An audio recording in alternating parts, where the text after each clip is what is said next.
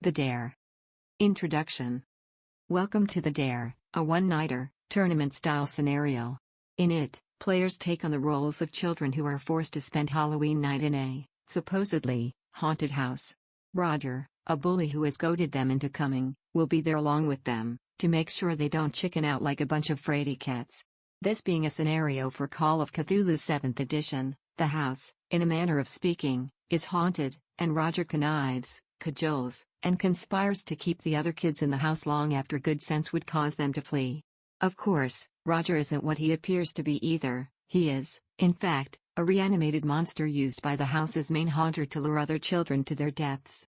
His mistress is an eyeless, deathless witch, lurking in a warren of dank earth and tunnels beneath the house. From these lightless chambers, the thing that was once Evelyn Barnaker, among many names, sends out her servants, rats and rat-like things, bats and bat-like things, and her terrible cat familiar Rastis. Roger is a temporary servitor created to gather enough victims to her for an important ritual to sustain her in death. Within her chamber the grub-like, ancient, nightmare grandmother thing seethes, birthing monstrous rat and bat-like things, and resting quietly as the creatures of the dank and dark wriggle and scurry over her motionless body. Though she lives in her consciousness never rests, she acts mostly through her verminous servants.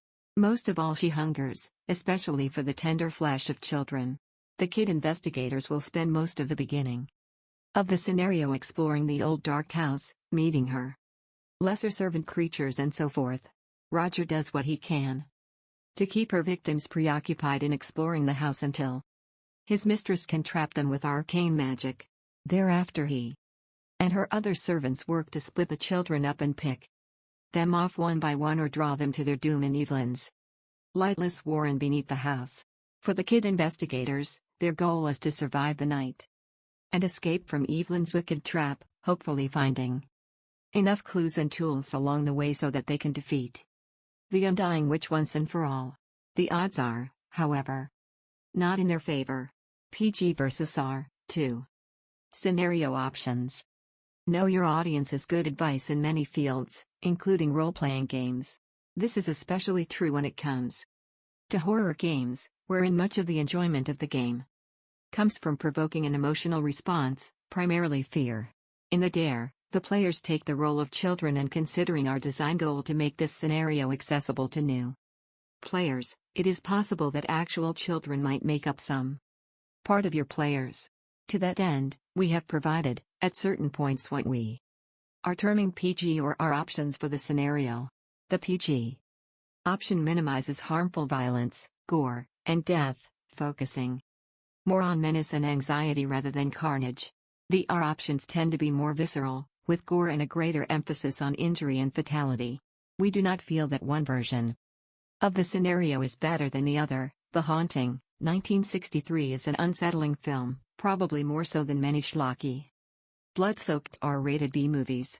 In making these suggestions, we have had to make certain assumptions about what is disturbing to some players. As the keeper, it is ultimately up to you to recognize what horrors are entertaining your players and which are not well received. Setting note. The Dare is nominally set in the Midwestern United States at some point in the 1980s, but considering the very narrow setting of the scenario, it is easily adjusted to a wide range of eras and locations. There are relatively few specific dates mentioned in the scenario, save for when Evelyn moved to the kid investigator's town, 1866, but if changing the era of the scenario, consider how this might affect the backstory of the scenario and the amenities and furnishings of the house. Ultimately, a little preparation should be all that is needed to relocate the scenario to anywhere in the Western world within the last 150 years. Running The Dare. The fun begins with the kid investigators meeting in front of the old Barnaker house. They are aware of listed rumors, their character's description, and they have all the listed equipment. Their Darer, the obnoxious but persuasive Roger, insists that they proceed. He's along with them to make sure they don't go sneaking off. If the others threaten him with violence, he will remark that his older and much larger brother Ace will come looking for them if they try anything. Keeper's note: to keep the players from guessing Roger's true purpose, Copy only enough characters to cover the number of people in your group, then treat Roger as an extra character, which you will, most graciously, run as an NPC, stating that there should be an investigator for each player. This will make Roger appear to be just another member of the group and make it easier for him to avoid suspicion. Once the kid investigators have been persuaded to go in, describe the house as follows. Note that keepers should phrase these descriptions as if a child the age of the characters were giving this information. The yard is wildly overgrown, and the sinister swaying and rattling of the trees is not exactly reassuring. Only a few of the windows in the front of the house are broken, while those on the sides and at the rear appear to be intact. There are very few basement windows, but there is a coal chute which could be an easy way into the basement. There is, of course, a door at both the front and rear of the house. If they wish, the kid investigators can explore the backyard before attempting to gain access to the house. Do not make this any more difficult than necessary. The doors are not locked. That would keep the little dearies out, now wouldn't it? And we do want them to come in, don't we? But they are a bit warped and may require some shoving to open them far enough to permit entrance. Once the kid investigators start looking around and discover the rats, they may want to leave. Again, bring Roger in with a few taunts and challenges. I'm staying, you bunch of sissies. And tomorrow, everybody's gonna know what fraidy cats you are. Fraidy cat. Fraidy cat. By the end of this scenario, the kid investigators should be sick and tired of that epithet. Use the phrase every time they think about hightailing it out of there. After about an hour of exploration in the house, Roger should disappear, preferably while the group is on the upper floor. From this point on, he will be trying to split the group or ambush them one at a time. He will create diversions, close doors, even lead them outside or make them think they are helping him pull off a practical joke, whatever it takes to isolate an intended victim. He will then try to knock them out and drag them down into the witch's lair, but he will kill them first if necessary. If the kid investigators kill Roger prematurely, or if they decide to escape the house before the real fun begins, you have two options. If you are far enough along in the scenario, you can simply let them escape, leaving the mystery of the Barnaker house unsolved. Otherwise, have the witch use her seal house spell to magically escape-proof the house. Doors and windows will not open, and glass will not shatter. The only way out will then be the tunnel under the front porch. By all means, do not assume that every time the text states there is a creature present in a room that they will all attack or fight to the death. Use the creatures to frighten the kid investigators, only attacking when dramatically appropriate. Unnatural things should fight for 1 or 2 rounds and then flee. Sand checks should be called for the first 2 times the kid investigators encounter each type of creature. Reward ingenuity. A firecracker is a simple and safe way to clear a room of rats, and perhaps their unnatural counterparts as well. Clever uses of food to distract the critters, or using tactics from comics or monster magazines could also be used to overcome such obstacles. Controlling the pace. This scenario was originally written for convention play and, even with our embellishments, can be run in about 4 hours. The keeper should consider the following options to compress the timeline of events and keep things moving along steadily. Begin the scenario as the kid investigators enter the house. Use their entrance as a chance for each kid investigator to introduce themselves and read their character's description to the others. If you are worried they miss some useful gear in the shed, offer them their choice of the following items to use as weapons: small knife, damage 1d2, small blunt weapons, hammer, wrenches, damage 1d3, or large blunt weapons, require 2 hands, shovels, axe handles, damage 1d6. Use Roger. Roger's role in the scenario is to toy with Evelyn's prey and then draw them down to the tunnels beneath the house to be consumed. Roger can easily drive the scenario forward simply by luring 1 or more of the kid investigators to a room in the house, while the others are dawdling Likewise, discovering Roger isn't human should be a moment when the scenario shifts into high gear. Once the kid investigators discover that they are trapped in the house, they will likely move towards a final confrontation with Evelyn. Use the vermin. We have generally kept rat and bat thing and rat thing attacks to a minimum. If the kid investigators attempt to hunker down and wait out the night, use an attack of Evelyn's vermin and verminous children to demonstrate that this plan is unworkable. This also includes using Rastis. As the most capable of Evelyn's minions, Rastis can either assist Roger's efforts or serve as a stand-in for him. If Roger is killed earlier in the scenario than is typical, remember that Rastis can cast a few spells and has all of the combat abilities of rat things, including a penalty to hit and a very high dodge skill. Use Evelyn. Evelyn, while nearly immobile, is able to reach out to her victims via the house's many mirrors. These visions can be greater than just mere terrifying images of leering old women or Evelyn's decaying bulk. She can speak and even cast certain spells through them. Mesmerize is the most likely spell she would employ, but look at her spell list and consider how she might use it. Watch the clock. If running this scenario at a convention, Roger should ideally be dead or have fled to the basement by the halfway mark of the scenario. By the 3-hour mark, the kid investigators should be entering the tunnels on their way to confront Evelyn. Likewise, if you wish to expand the scenario to more than one night of play, consider the following options. Play out Roger's encounter with the kid investigators and making his dare. This can be used to establish his personality and define his terms for when the kid investigators might leave the house. It is never too soon to hate Roger. Play out vignettes of the various kid investigators' preparations to sneak away from their parents and load up on whatever gear they bring with them. Allow an investigative phase between Roger's dare and Halloween night wherein they learn some of the information that can be found in the large attic space. Page 19. Describe the approach to the house, the rundown neighborhood, the chill approach of winter in the air, the smell of burning leaves, the towering thunderhead on the horizon, and allow the investigators to role-play their conversations during the approach to the house. The storm. We suggest that during the course of the scenario, a powerful late fall thunderstorm blows in. The storm serves 3 functions. The first is to drive the kid investigators into the house and keep them there. No one thought to bring a raincoat or umbrella and the storm is supernaturally fierce.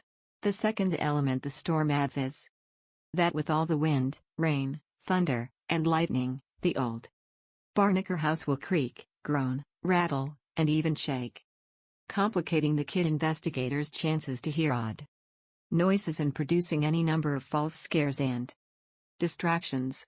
The third function of the storm is one of mood. Howling winds and driving rain are practically de rigueur in a traditional haunted house.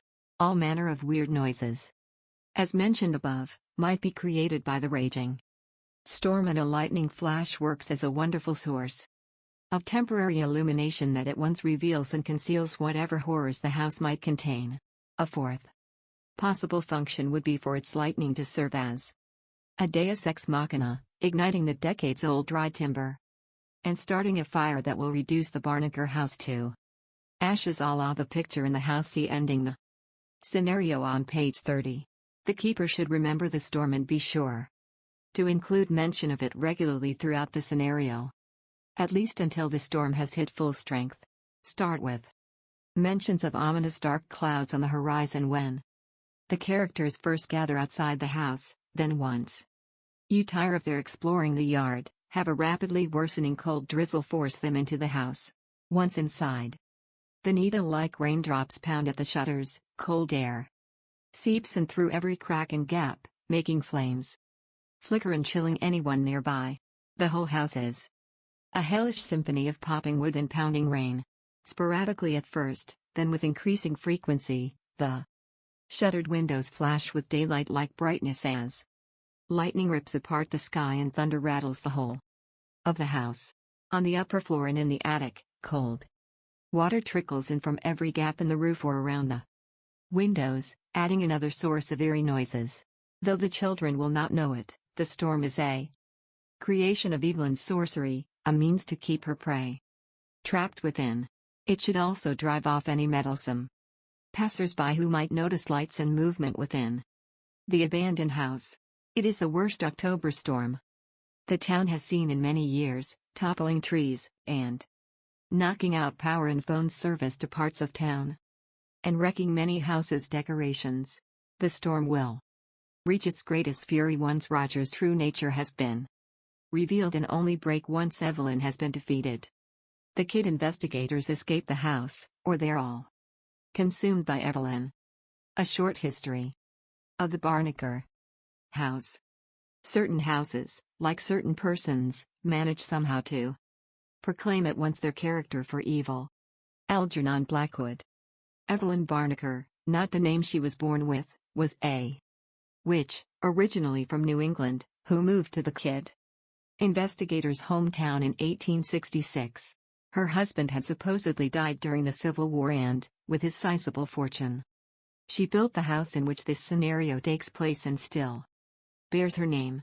It was Evelyn who was responsible for the disappearance of many children over the next 2 decades, but she was clever and cautious, and was never caught. She had, in fact, lured in the boys and girls with her illusionary kindly demeanor, and then, just as in the fairy tales, she devoured them, afflicted with a horrible, insatiable hunger for the flesh of children by the supernatural pact she made to secure her power. It also had a most disturbing side effect. Frequently after her terrible feasts, Evelyn would give birth to small, horrible, monstrous things, part human and part animal, most often rats and bats, 2 types of creatures she had long commanded via magic. After many years of this cycle of luring, devouring, and birthing, Evelyn discovered that while she remained immortal, her body had begun to transform into something inhuman. Similarly, Evelyn found it increasingly difficult to keep up her grandmotherly facade, and she came to realize that she couldn't continue to function normally in society. In 1885 she disappeared into several secret rooms, and then later the tunnels her inhuman offspring had dug below the house. Finding no heirs, the house was sold, and a new cycle of tragedies was begun. A new owner or renter would move in, encounter strange phenomena, suffer numerous mishaps. Perhaps the loss of a pet, if they had one, and worst of all, one or more of their children would disappear. Evelyn continued to feed, either on the residents of the house or on the other children of the town, growing increasingly obese, decreasingly human, and mothered to an ever larger brood of children.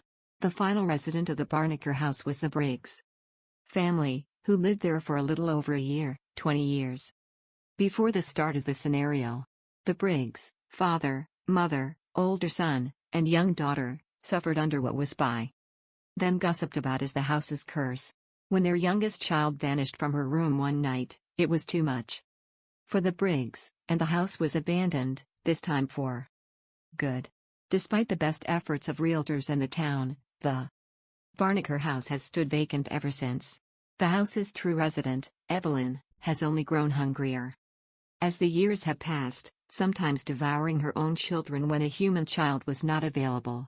Unfortunately for the kid investigators, the time draws close to when Evelyn must renew her pact with the dark gods that have granted her the strange immortality she possesses.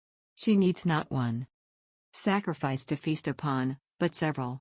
Evelyn has put a plan into motion to bring more than enough victims to her for the ritual. The kid investigators. The Barnaker house. The neighborhood.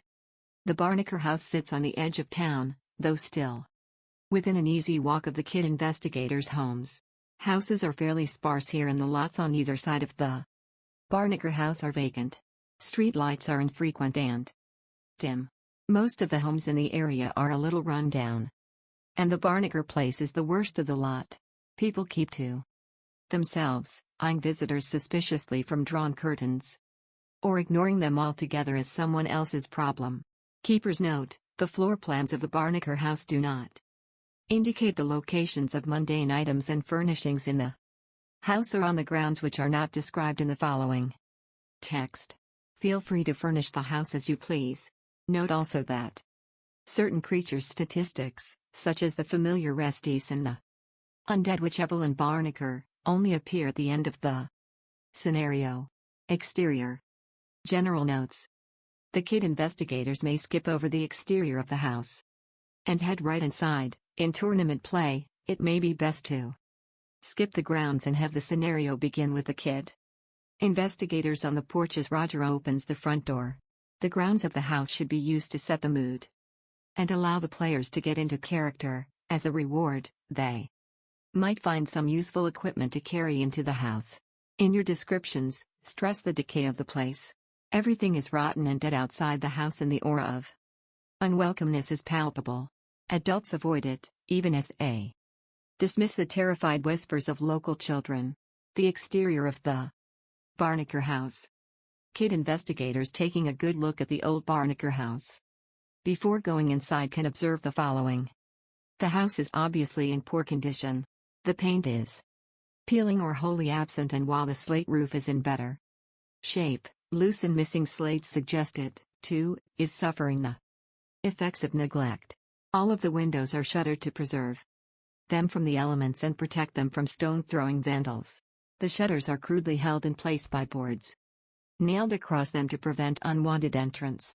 Through gaps in the weathered shutters, a few dim and possibly flickering lights can be seen. Depending on where the house is observed from, two entrances can be seen. The front door is accessible from the porch and a smaller door on the back side of the house facing the shed. The latter has been boarded shut. A notice stuff roll will spot a few bats fluttering out of the eaves on one corner of the house, in ever larger numbers. As the sky darkens. Fence. The grounds around the old Barnacle house are surrounded by a rusted wrought iron fence, 4 feet high and topped with surprisingly still sharp points. Safely climbing the fence requires a gym class roll. A failure costs 1d3 to 1 points of damage due to a rusty scratches. A fumble means the fence was not climbed. In addition to the damage taken, large, dying shrubs line the fence within the yard, in many places shielding the yard from view. Fortunately for the kid investigators, there is a locked gate for the driveway, hard fixed stuff to unlock, and a sidewalk gate with a broken padlock. Rusted no trespassing signs are posted along the fence frequently. The yard. The grass in the yard is over 2 feet high in places, and thoroughly overgrown with weeds and wild bushes, brown and brittle in the October night air. The driveway consists of packed gravel, and has nearly vanished beneath the overgrown lawn, while the sidewalk is composed of broken, irregularly tilting slate which is also being slowly consumed by the overgrowth. There are several sickly trees in the yard, bare of leaves due to the season. None of these are closer than a dozen yards of the house, though climbing one would allow the investigator to observe the exterior. Climbing a tree safely requires a gym class roll. A failed roll results in a fall for 1d6 points of damage. Around the back of the house there looks to be a little pond and a battered wooden shed. A nature roll will identify several best to be avoided plants thriving in the yard, including stinging nettle, thistles, several thorny vines, and poison ivy. Anyone straying off the sidewalk must make a luck, grant a bonus die on a successful nature roll. Roll to avoid taking 1d2 to 1 points of damage from the vegetation. A fumble means the hapless kid investigator touched poison ivy and takes 1d3 points of damage from blisters and painful itching. Unfortunately, this exposure is only noticed after the house is entered. A successful first aid roll will alleviate the itching as well as restore hit points. Anyone making an INT roll realizes that, despite the house's reputation as a graveyard for baseballs, kites, and frisbees, there are none to be seen anywhere on the lawn or in the trees. Roger Simmons. Roger is Evelyn's tool for luring her latest batch of victims to their doom. Now a reanimated corpse, Roger retains the vindictive personality he had in life as well as all of his memories, his own wishes and desires. however, have been utterly replaced by a new, singular purpose, to serve his mistress. Roger is a Judas goat, albeit one that greatly enjoys its work. Until 5 days before the start of the scenario, Roger's life was the normal sort of existence one might expect, his family offering a regular cycle of violence and neglect that so often births bullies. Growing bored with simply terrifying local kids and pilfering lunch money, Roger was looking for fresher cruelties to inflict and was lured into the Barnaker house by Rastis. Unable to catch the cat, Roger then attempted to start a fire, arson being a newly found hobby, only to have it inexplicably go out due to Evelyn casting dampened flame. Rastis then cast Mesmerize on Roger and escorted him to the basement before he could cause any more trouble and to serve as a light meal for Evelyn and her brood. They left behind his skin so that a new Roger could be born. Roger behaves, initially, as he had previously. He is coarse, aggressive, loud, and mean-spirited. He takes nothing seriously and takes every chance he can to ridicule the kid investigators. He is a bully and, even before his grisly death, was wholly without empathy. He revels in the fear and discomfort of others. Keepers who feel uncomfortable playing such an unlikable, antagonistic NPC should consider always prefacing his statements with some version of Roger says to help separate the keeper from this irredeemable jerk. We offer, at certain locations, suggestions for Roger's actions therein. As in all things, use your best judgment when deciding upon Roger's activities. He is as much the keeper's tool in moving the kid investigators along as he is Evelyn's. The shed. In the backyard, the shed is listing badly, its wooden walls rotted, its tar paper roof peeling. Inside are numerous rusty tools, hammers, saws, screwdrivers, hedge trimming shears, a shovel and pick, a 10-foot length of chain, and other assorted items, cluttering the workbenches. Worried, or cautious, kid investigators might easily pick up a weapon here, see page 5. For details. A fixed stuff roll will spot a few tools in usable shape. Taking these along will grant the user a bonus die on any future fixed stuff rolls. A nature roll will spot the unmistakable signs of rats in several places in the shed. Curiously, there are no signs of any of the other usual animal, save insects. See Roger's actions. Nearby, one would expect in this area, no chipmunks, rabbits, skunks, etc. Anyone with a play with matches skill above base who searches the shed will find a rusted can of kerosene. It can be used to start fires, create torches, or be used in a single attack. The whole can's contents will burn for 3 plus 1d3 rounds for 1d6 points per round. The fish pond. A stagnant natural pool just behind the house. Its waters are dark, smelly, and seem unfathomably deep. Interestingly, the pond is no more than 3 feet at its deepest part. A mat of dead leaves mixed with warped and sickly lilies cover most of its surface. Frogs croak and sing with deep, ominous tones. A vine-shrouded trellis looms about 8 feet over the pond with a number of vines trailing into the water below. As they approach the pool, a shadowy shape is seen darting from the edge of the water towards the house. There is nothing remarkable in or around the pool save for a small pile of offal on a large flat stone next to the water. A successful notice stuff roll means that the shadow can be discerned to be a large, mangy cat that disappears around the house. A nature or science class roll can identify the bits of animal carcass on the stone as mostly fish guts. R rating, A. Successful roll also spots a several-inch piece of intestine, too large to be a fish or other local wildlife. It was, undoubtedly, carried off from a butcher shop. This is, in fact, one of the few scraps of Roger that haven't been eaten. Maggots writhe inside it and tumble forth if it is picked up. Roger's actions. Roger will begrudgingly permit the others to look around the yard, suggesting their delay is proof that they are just as chickened as he said they were. If they spend too long poking around the exterior, Roger's harassment will grow worse until, as the keeper desires, he insists they go into the house. Roger's actions. PG. Roger cleans his fingers for a few minutes with a nail he pulls out of a board. Growing increasingly bored, he finds a jar of metal bits and begins pitching bits and pieces at the few remaining intact window panes, singing a rude song about how someone farted. Only he finds it amusing. When they leave, he happily calls them all dummies for wasting their time. Outside of the house, while his ultimate goal is to get the children to his vile mistress, Roger will not resist if they wish to search the shed before entering the house.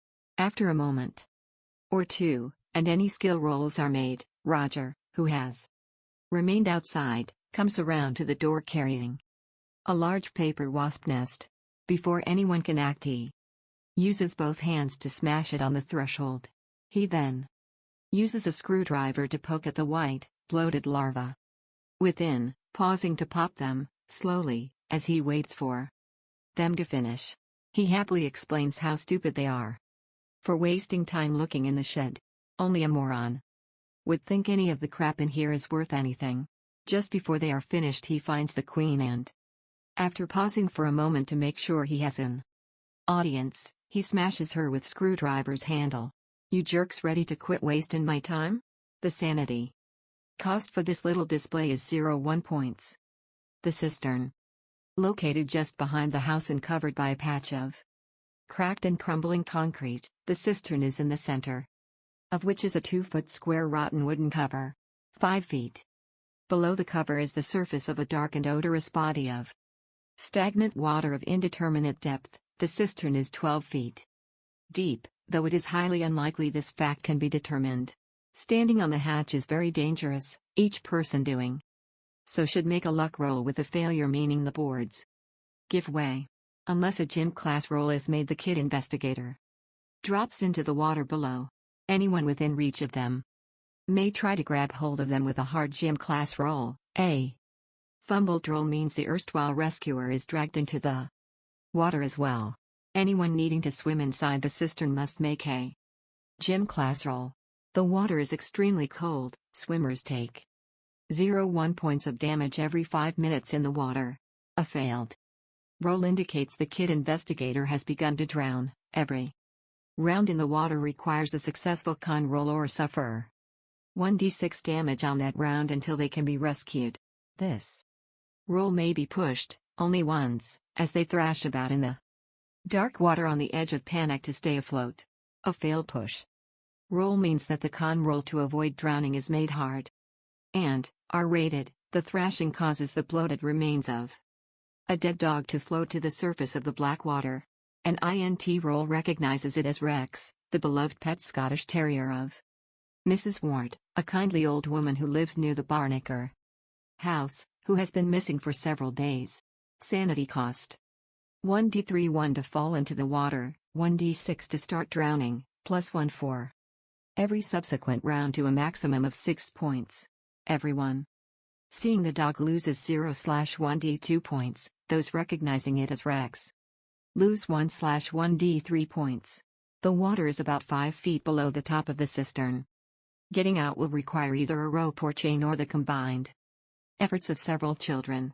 An INT roll will recall that there were several chains in the shed if it has been examined, or alternatively that there might be something useful there, otherwise jackets and costumes may be tied together to pull swimmers up to the surface. The front porch. It creaks with every step, draped in a shroud of dead leaves, overgrown on 2 sides with sickly, now leafless, shrubs. The place is noteworthy only for the fact that, in the cramped crawl space beneath it, there is a trapdoor which opens into a tunnel leading down into the area beneath the basement. The trapdoor is under an inch of dirt and debris and cannot be discovered from above. Anyone crawling under the porch will be attacked by a rat. Only a hard-nosed stuff roll will spot it before it attacks. Attacking rats will flee if injured. The interior. General notes.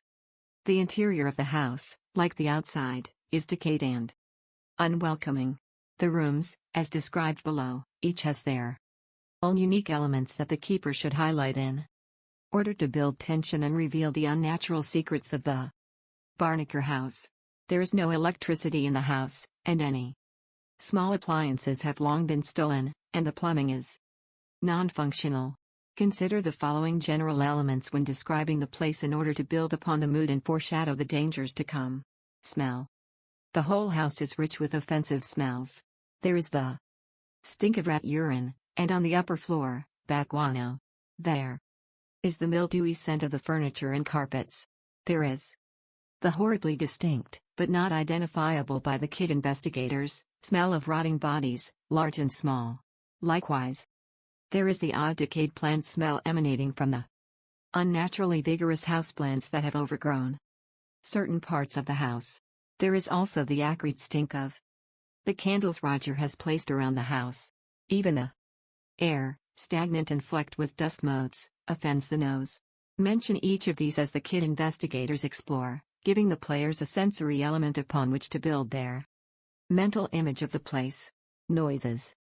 Even a welcoming and friendly old house creaks.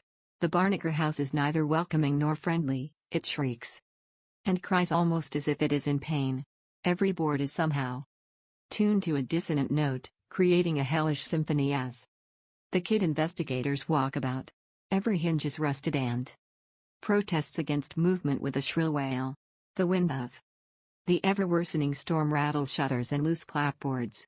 In the strongest gusts, the whole house can be felt to shift slightly.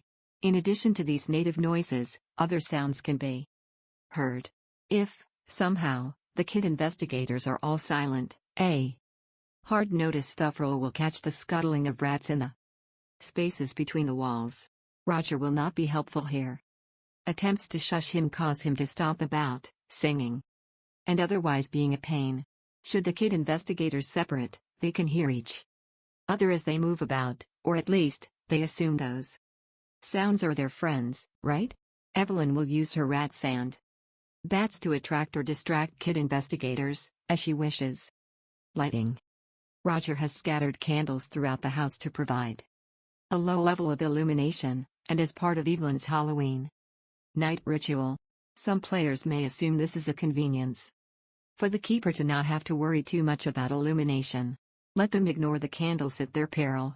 The candles are made of the rendered fat of Evelyn's human victims and as such burn with a low flame, making occasional wisps of acrid smoke. Anyone examining them will notice that these thick, streaked yellow candles are irregularly shaped and look handmade.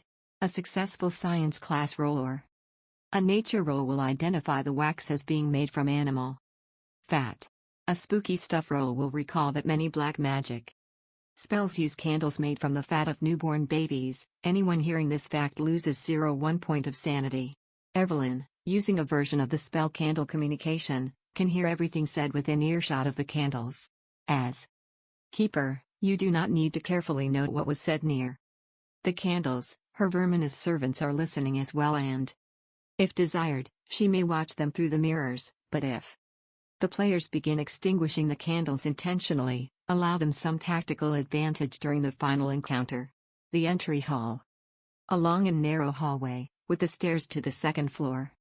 On one side, nearly all of the furniture is gone, save for a few iron plant stands holding curiously robust ferns and other ornamental plants. Despite the lack of light and water, the plants are thriving, spilling out of their pots and filling the air with a faint scent of decaying plants. The only other furnishing is a grandfather clock which stands against the east wall. The mechanism inside has been gutted by vandals. Despite this, while elsewhere in the house, the kid investigators might hear the thing impossibly ticking and even chiming. Hearing a chiming clock that is known to be inoperable costs 0/1d2 points of sanity. If someone succeeds on a sneaky roll while entering the house, several rats will be spotted scurrying off to the parlor in the kitchen. Anyone making a nature or science class roll will recognize that someone must be caring for these plants, otherwise there is no way they could be thriving within the house. Even with care, the dim lighting would be enough to kill most of them off and would not allow them to grow so luxuriantly. This realization costs 0.1 points of sanity.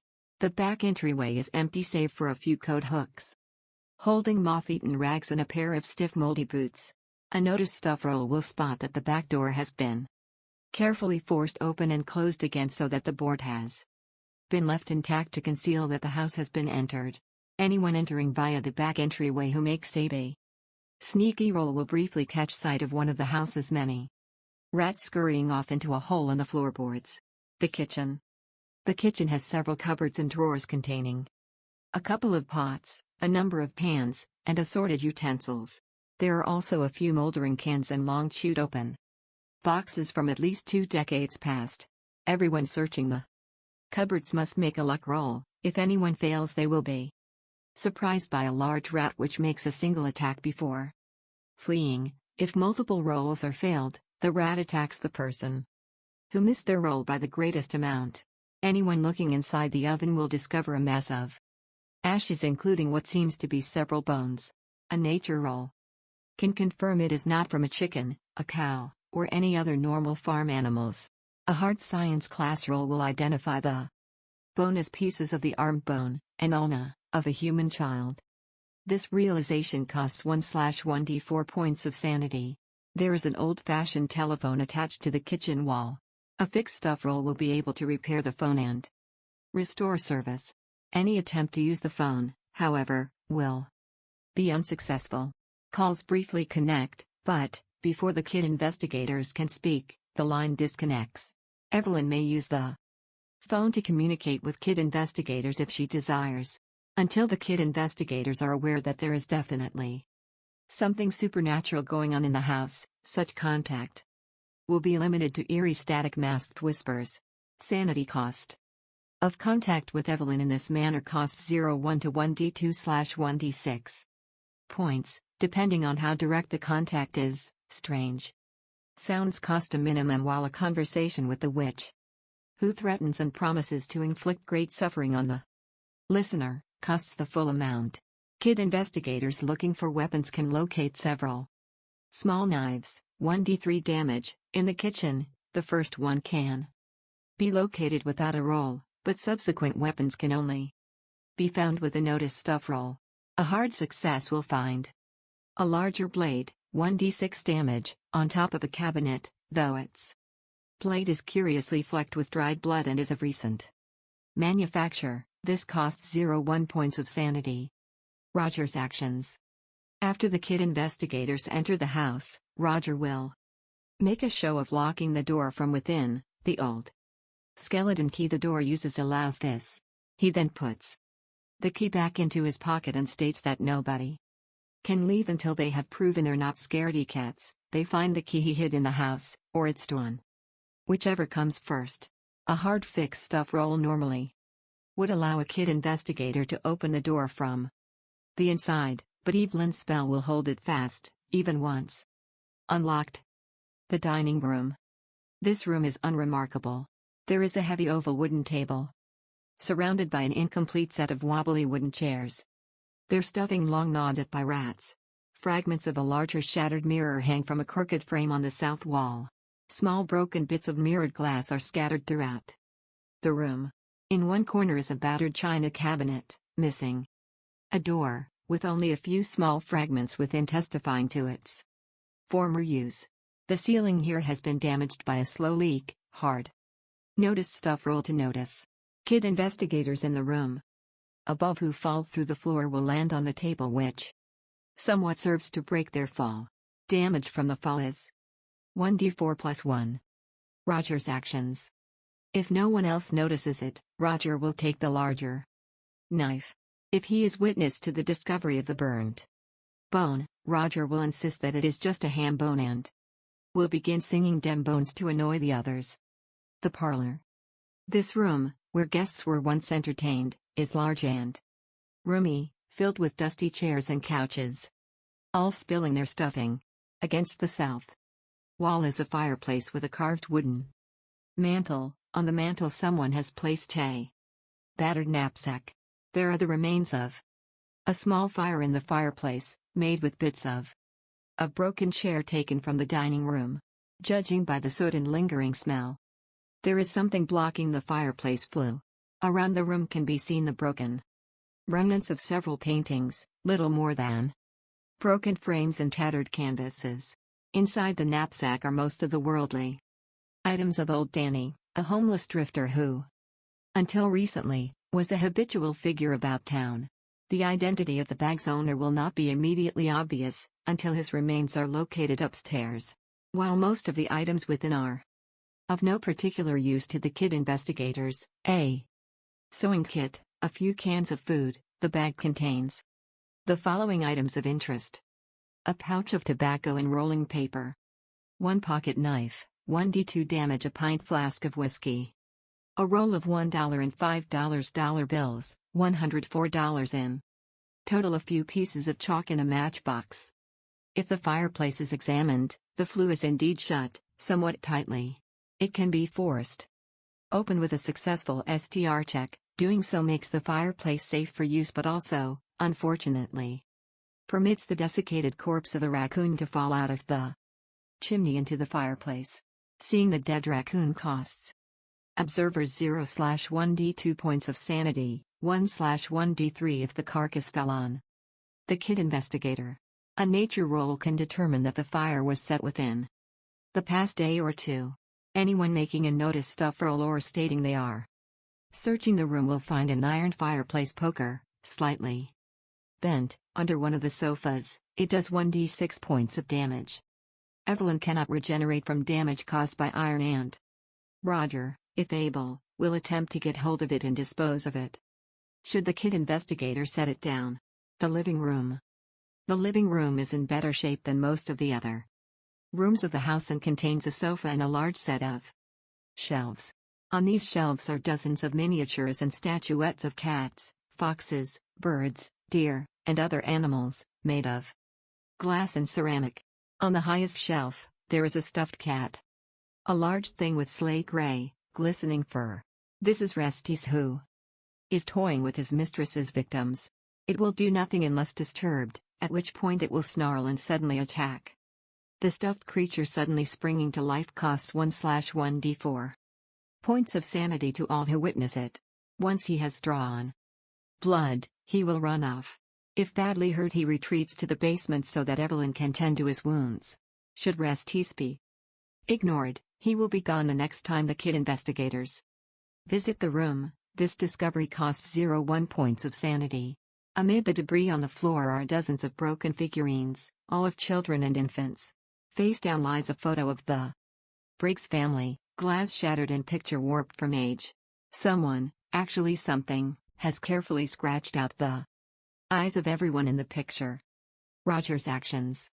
Roger, as an animated thrall of Evelyn, will work to protect Restis.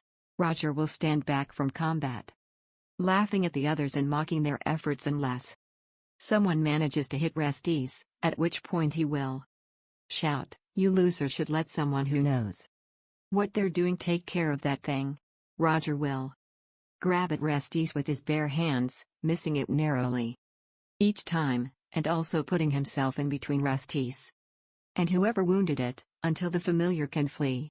Should Restis not need his aid, Roger will sit back and continue to laugh for a good minute. Upper floor. General notes. The condition of the house on the top floor is possibly even worse than the ground floor, as leaks in the ceiling have permitted water to leak into the upper floor, resulting in mildew and even more rot. The greatest difference in the environment is the greater strength of at least two putrid scents, the malodorous fumes of the bat guano in the attic and the fresher ghastliness of the corpse of the vagrant in the master bedroom closet. The keeper should mention the respective smells getting worse as the kid investigators enter any room with access to the attic or an attic space, or as they draw nearer to the body. As with the ground floor, the window shutters are closed and boarded shut, permitting limited visibility of the outside world. A landing partway between the ground and upper floor opens onto a small bathroom. Inside are an old-fashioned claw-footed tub, stained, a medicine cabinet, with cracked mirror, and a toilet, noisome and non-functional. Anyone who looks in the mirror will spot something pass by the doorway in the reflection, but nothing can be found. A second look reveals what appears to be the kid investigator's grandmother, though in a very frightening fashion, frowning, laughing or smiling evilly, standing behind them in the doorway. The sanity loss for this vision is 0-1, there is no one behind them when they turn around. No one else observes anything unusual beyond the panicked kid investigator. At the top of the stairs is a small hallway, open to the ground floor on one side. At the end of the hall closest to the stairs is a trapdoor to the attic. The sharp ammonia scent of guano is notable to anyone who lingers here. To reach it, the kid investigator must either stand on the railing of the banister, drag furniture from another room and climb atop it, or be boosted up by one or more companions whose total STR is equal or greater than their SIS-X2. Any of these actions require a gym class roll. A failed roll means a fall for 1d3 to 1 points of damage. A fumbled roll or failed push roll could result in a fall down the steps below, doing 2d4 damage. On a failed push roll, anyone who falls down the steps may unknowingly lose a small piece of equipment in addition to damage from the fall. There is a full-length antique mirror here in an elaborate metal frame, and it behaves exactly like the one in the bathroom.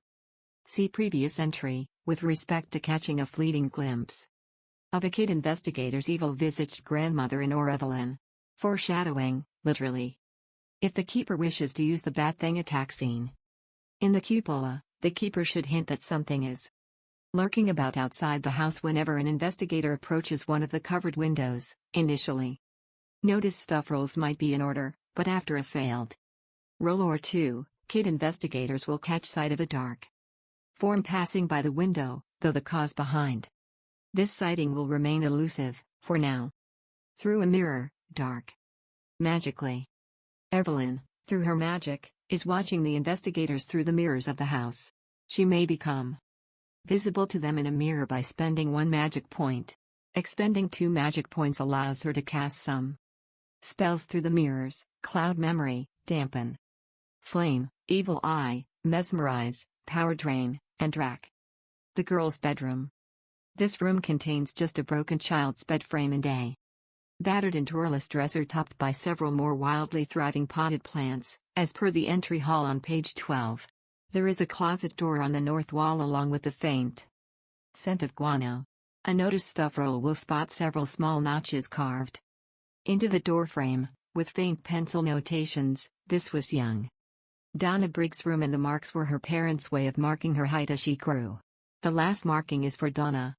At 11 years old, kid investigators who have heard about the Briggs family lose 0-1 points of sanity to have that tale, at least partially, confirmed. The girl's room closet opens off the girl's bedroom. There is a strong smell of bat guano. A panel in the ceiling has been removed, allowing access to the very cramped small attic space. A gym class roll is needed to climb up, and no more than 2 kid investigators can fit. The contents of the space have been roughly tossed about, with a set of child-sized wooden chairs, boxes containing children's clothes, toys, children's books, and so on, all in a chaotic heap. Vile splotches of guano. Many of the surfaces on the ceiling above are perhaps 2 or 3 dozen mundane bats, waking up from their slumber. Everyone entering the area must first make a be sneaky roll. On a fumble they disturb the bats, causing them to swarm. See below. Any failure results in 1 or 2 bats waking and fluttering about. Everyone in the space needs to make a luck roll to avoid having a bat fly too near them, necessitating a sanity roll. Cost 0-1, to remain calm and quiet. If that roll is failed, the bats swarm as well. A fall from the small attic space will cause 1d6 points of damage. A notice stuff roll made in the small attic space will discover, hidden behind some of the jumbled boxes, an abandoned game of jacks, in a space that is far too small for anyone but an infant to squeeze. This was caused by some of the bat or rat things who retain some vestiges of their human memories, playing with the toys they found. This discovery costs 0-1 point of sanity. In the event of a swarm, everyone in the attic space must make sanity roll, 1/1d4, followed by those in the room below. Failure means that the kid investigator panics and begins thrashing about, trying to swat away the bats as they fly out of the attic and into the house. The swarm lasts 1d4 + 1 rounds. And anyone who panics takes 1d3 to 1 points of damage from thrashing about. A hard notice stuff roll will realize that the bats avoid Roger and he barely shows any reaction to their flapping about. The sewing room. Located off the hall. Inside are needles, thread, yarn, knitting needles, a dressmaker's form, and a rusty foot-powered sewing machine. Roger has placed a candle behind the form so that it casts a shadow on the wall, visible as the kid investigators enter. With a failed INT roll, the first person entering the room momentarily mistakes it for a living person. Their resultant panic drives Roger into peals of laughter. Kid investigators looking for weapons can find a large pair of scissors. Here in a drawer, they do 1d3 points of damage. The sewing room closet opens off this room, containing an assortment of women's shoes and a few moth-eaten and decades-old dresses on hangers. R-rated, the first kid investigator to examine the closet find a roughly stitched cloth doll of him or herself, down to their current outfit. The doll's eyes are a pair of cord stitches forming an X. When examining the doll, the kid investigator discovers the abdomen is a pocket, from which spills a tumble of red yarn. Finding this ominous figure costs the discoverer 1/1d3 points of sanity. Roger vehemently denies making it, as sewing is for girls. I guess that means the ghost is gonna gut you first. Using Restis. The witch's familiar, Restis, is one of the most dangerous creatures in the house. While not as physically capable as Roger and lacking Evelyn's repertoire of spells, Restis has the widest range of options to use against the kid investigators. Aside from one scripted encounter in the living room, Restis may be encountered anywhere within the house and its actions are mostly left to the keeper.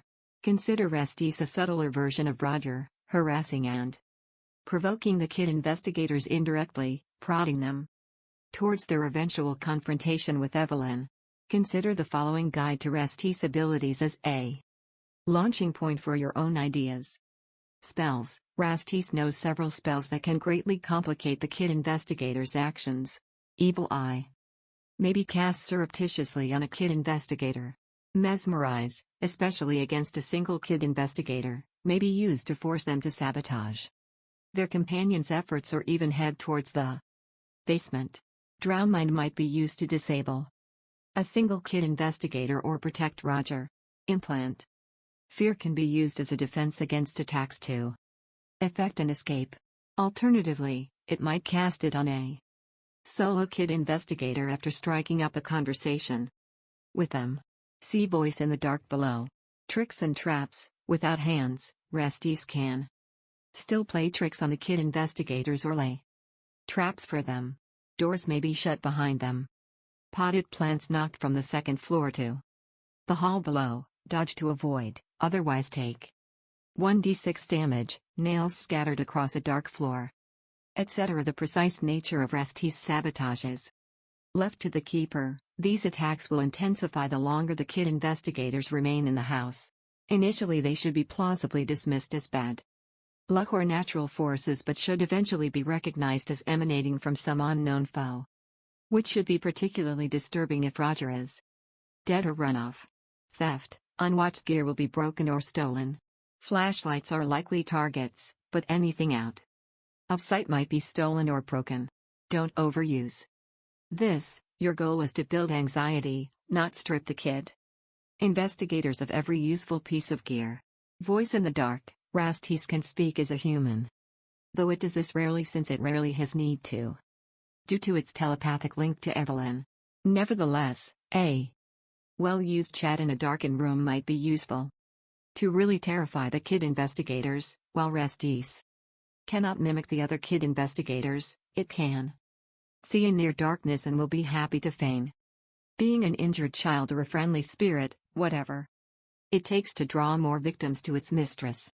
Cat scare in ambush. Restis may target particularly weak or vulnerable seeming, unarmed or obviously reluctant to fight back, kid investigators. It may slip into a room they are about to search, only to spring out of hiding, hissing and yowling as they run off into the darkness. It may also lurk under furniture or on high shelves, lashing out with Its wickedly sharp claws for a single attack, 50%. To hit for 1d2 damage, before, again, fleeing into the dark house. Rastis will do this once or twice at most, as any more would draw undue suspicion. Less noticeable than the closet, is a small door on the other side of the room. A notice stuff roll spots it from the entrance. Those who search the room may reroll with a bonus die. Behind this door is a narrow staircase to the cupola. The water damage to the stairs is especially bad here, and they creak audibly with every footfall. Every kid investigators with a SIZ of 50 or higher needs to make a luck roll. Failure means that a step has finally broken. The unfortunate kid investigators take 1d3 to 1 points of damage from splinters and scratches. The cupola. This was once a picturesque room at the top of the house, with windows on 4 sides, a pair of stuffed horsehair chairs, and a glass and cast iron table. It was once an ideal place to read and rest, with a picturesque view of the grounds and the nearby parts of town. Today it is a mildewy, somewhat dark place, permanently darkened by boarded-up windows. The 2 chairs remain, gutted and moldering, the table rusted and stripped of its ornate glass shelves. Unlike the rest of the house, there are no shutters covering the windows, just some haphazardly placed boards nailed across the windows, allowing for a better view of the outside. While the bats have generally avoided it, 1 or 2 might be rousted from the sagging ceiling above. What is more disturbing is when kid investigators peer out onto the lawn in the spaces between the boards covering the windows. Despite the intensifying storm, odd lights can be seen on the lawn. At first glance, they seem to be candles, clearly impossible in this weather, but soon the viewer realizes they are flickering motes of light, somewhere between blue and lavender, floating free and slowly gathering in number around the house. A spooky stuff roll recognizes them at corpse lights, sometimes called will-o'-the-wisps, a form of ghost or spirit which are said to appear near where a body is buried. Anyone using a binocular or the telescope from the boys' bedroom to look more closely at them can see that in addition to the flickering light, each one is enveloped in a thin nimbus of light forming a child's body, and that the light is where the heart should be. When observed, the specters turn their blank, mournful faces toward the viewer.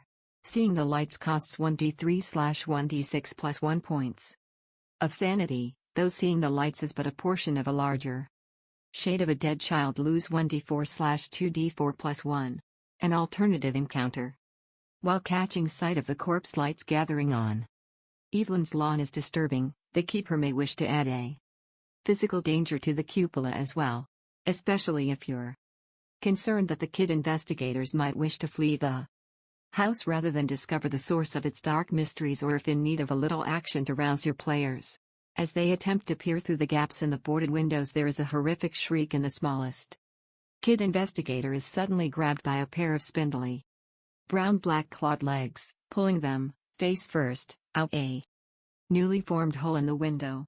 As a result of the shriek, the kid investigators in the cupola cannot act in the first round. The bat thing attacks until it has carried off a kid investigator. The kid investigators flee from the cupola, or it takes more than 4 hit points in damage. Falling from the cupola is fatal. PG, always allow them to grab hold of the edge of the roof and haul themselves back in.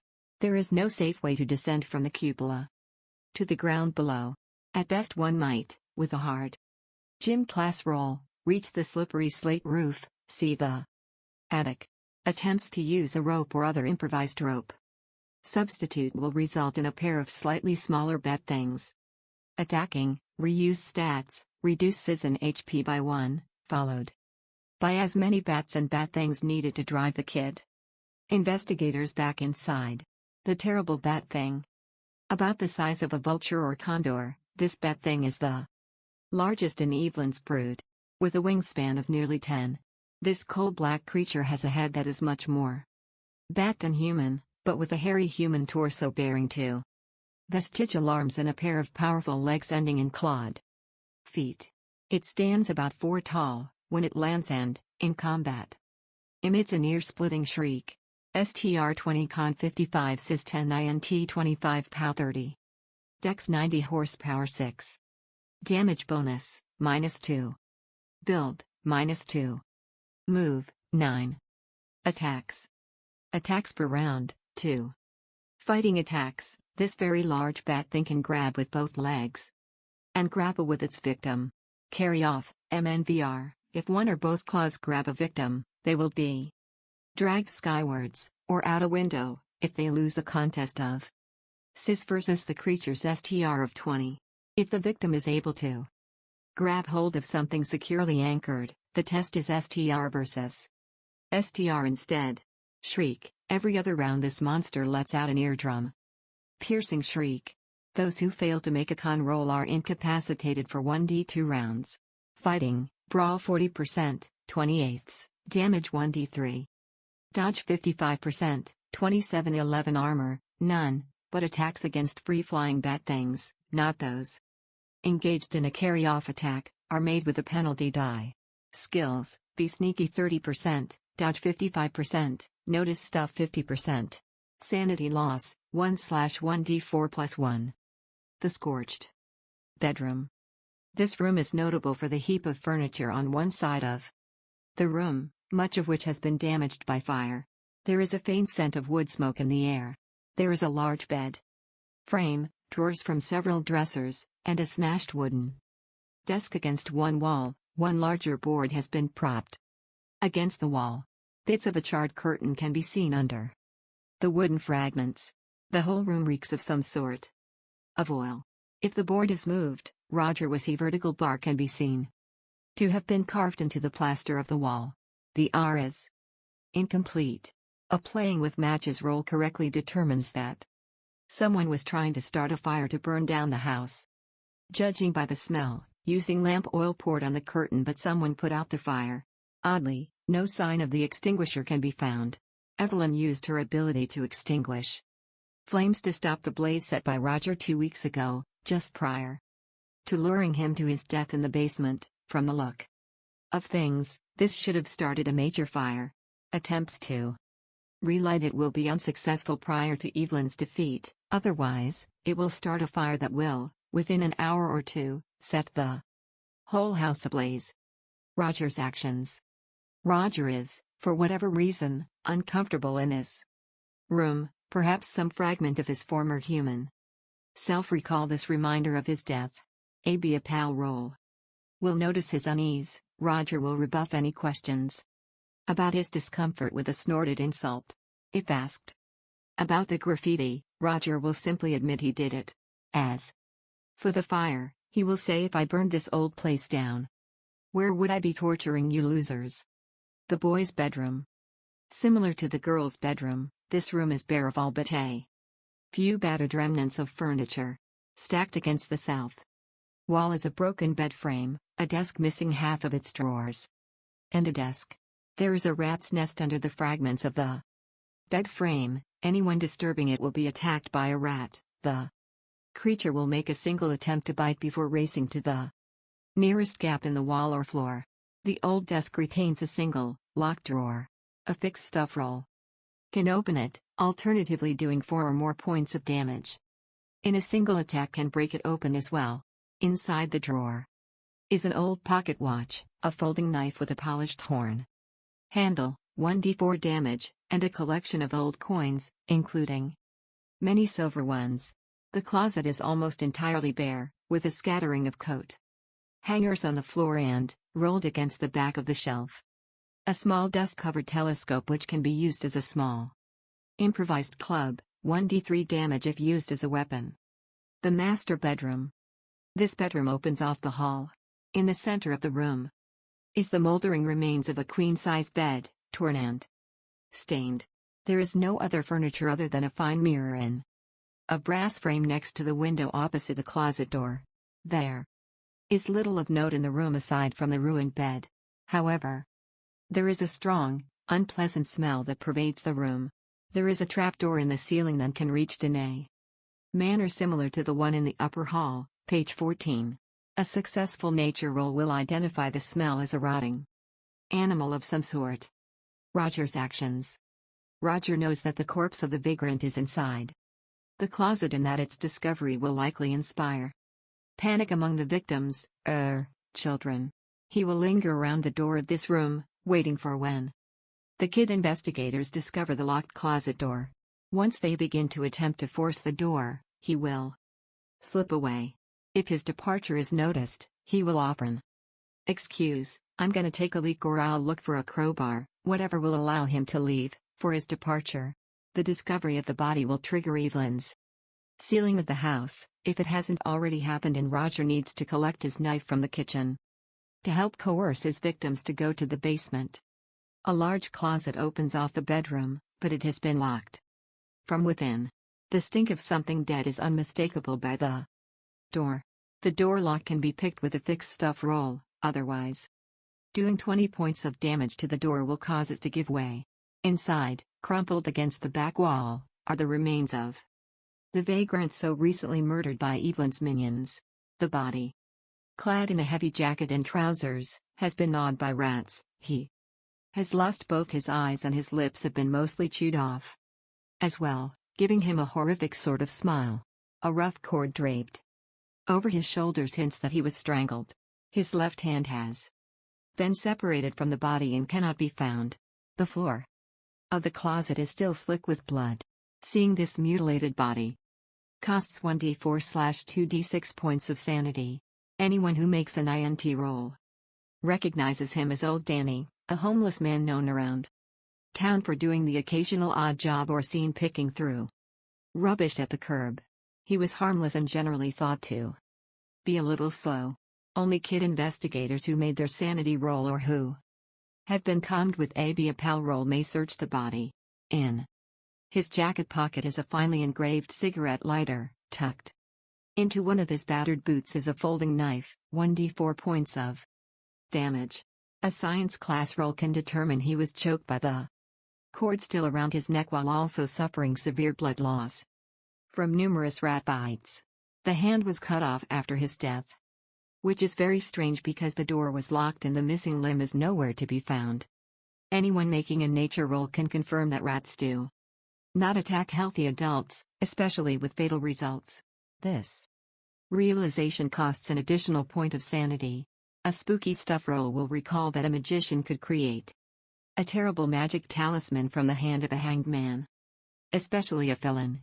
Called the Hand of Glory, it could be used to lock or unlock all the doors in a house, put the inhabitants into a supernatural slumber, or otherwise give its creator control of a house so long as the candle it holds burns. Recognizing this connection cost 1d2 points of sanity. The large attic space also opens off the bedroom. Inside are boxes of old documents, blankets, luggage, books, magazines, newspapers, and so on, all dating from 20 years earlier, if not more. If someone searches through all this junk and makes a notice stuff roll, grant a bonus dive there. Looking for books or papers, they will discover a battered scrapbook containing numerous newspaper clippings dating back to the 1860s. A reading, writing, and arithmetic roll deduces that most of the clippings deal with cases of missing children in this town. This was compiled by Mr. Briggs before the disappearance of Donna Briggs. Other notable stories include an 1885 article concerning the disappearance of Evelyn Barnaker, the original owner of the house. A wealthy widow, Barnaker had moved to town in 1866 from Massachusetts. She had apparently been a benefactor to the local orphanage and school for feeble-minded children. The old woman, who had been acting out of sorts, recently vanished overnight. On February 2nd, one of her servants, Miss Eliza Fowler, was questioned and released, having been away visiting family. Another servant, Mr. Erastus Bishop, could not be located. Foul play was suspected but never proven. A spooky stuff roll identifies February 2nd as, in addition to being Groundhog's Day, Candlemas, among other names, regarded by some as an occult holy day associated with birth, or rebirth. Several stories about unusual sighting at the Barnaker house, either while it was occupied or temporarily abandoned. Most involved lights in the empty house. No source was ever found. Another story reports a renter fleeing the house and being, temporarily at least, committed to an asylum. They complained of voices being heard in empty rooms, strange infant-like wailing at night, and a feeling of being watched. The last few pages have, taped upon them, penciled notes. Several include mentions of a John Ross and wife, of Arkham in the Massachusetts Bay Colony, being charged with witchcraft and jailed but released without trial in 1693 when the Salem trials were ended by Governor Phipps. In one account, no source given, unfortunately, Mrs. Ross' name is given as Ellen Lynn Ross. A final loose sheet, torn from another book. Apparently from Witchcraft and Black Magic by Reverend Montague Summers, the page discusses various methods for detecting and harming witches. A section discussing a witch's aversion to iron and silver is underlined in pencil, as is a section on the efficacy of flame. On one wall is a small, door leading into the attic proper. Anyone listening at the door can hear the squeaking and fluttering of bats from within the attic beyond. A small bat thing was sleeping in the rafters, along with a few other normal, much smaller, bats. It will be spotted with a notice stuff roll, notable only for its large size. It will attempt to hide if not noticed. If the door to the attic is opened, the thing will attempt to flee into the interior of that dark space. If attacked, or the kid investigators attempt to capture it, the creature will shriek ma-ah, mama-ah. Sanity lost to realize the creature is not a normal bat is 1/1d4. The attic. The attic consists of one large, fairly open area crisscrossed by wooden beams. The floor is unfinished. Stepping off the four wide beams that frame the house requires a luck roll to avoid having a foot go through the ceiling of the room below. It takes a round to extricate a stuck limb. Holes can be cut into the house below, requiring 2 points of damage for every point of size of the hole. The height of the ceiling varies greatly depending on where one stands, running from the floor to 7 at the highest points. Several smaller areas are enclosed, the small and large attic spaces as well as the cupola, by roughly plastered walls of roughly the same strength of the floor. The room reeks of the waste of the hundreds of bats that nest here. Anyone rolling under their con will begin coughing and will do so for 1d4 rounds. The whole section of the ceiling is alive with hundreds of small brown bats and, interspersed among them, 1d6 bat things. The sound of the creatures is inescapable. The space is large enough that the bats will not become agitated unless there is a very bright light, stronger than a flashlight, a fire, or a very loud noise, like shouting or combat. Once disturbed, the bats will swarm as per the small attic space. But the swarming will last 2d6 rounds. There are several gaps in the roof which the bats use to enter and exit the attic. The largest of these allow something size 35 or smaller to move through. Attempting to climb out onto the roof results in an attack of the large bat thing as per the cupola. Once out on the rain-slicked slate roof, the kid investigator will immediately realize how dangerously unsafe this place is. Each round moving on the roof requires a gym class roll to avoid slipping and falling. Allow a second gym class roll to grab onto something. If that fails, taking 1 point of damage. A luck roll will allow last moment grab onto the edge of the roof as well. Anyone nearby may also grab hold of a stumbling companion with a hard gym class roll. A fall from the roof is automatically fatal. PG, the second luck roll is waived and the falling kid investigator can catch themselves at the last moment. Climbing from the roof should prove impossible until Evelyn's magical ceiling of the house. If necessary, have a bat thing or 3, see page 33. Attack until they retreat. Sympathy for the devil spawn. Evelyn's rat and bat thing children were once human children and, despite, or perhaps because of, decades of service to the witch, not all of them have lost all glimmer of humanity. Should a kid investigator chose to spare the life of a wounded or captured thing, and if they can convince the creature that a mean it no harm, a be a pal roll is one option, but Effective role-playing should be rewarded regardless of a skill check. They may be able to befriend one of Evelyn's unnatural spawn, the trapped bat thing. In this room is one option, otherwise, the keeper may develop their own encounter with a wounded or trapped thing and allow the kid investigators a chance to spare the monstrosity its life.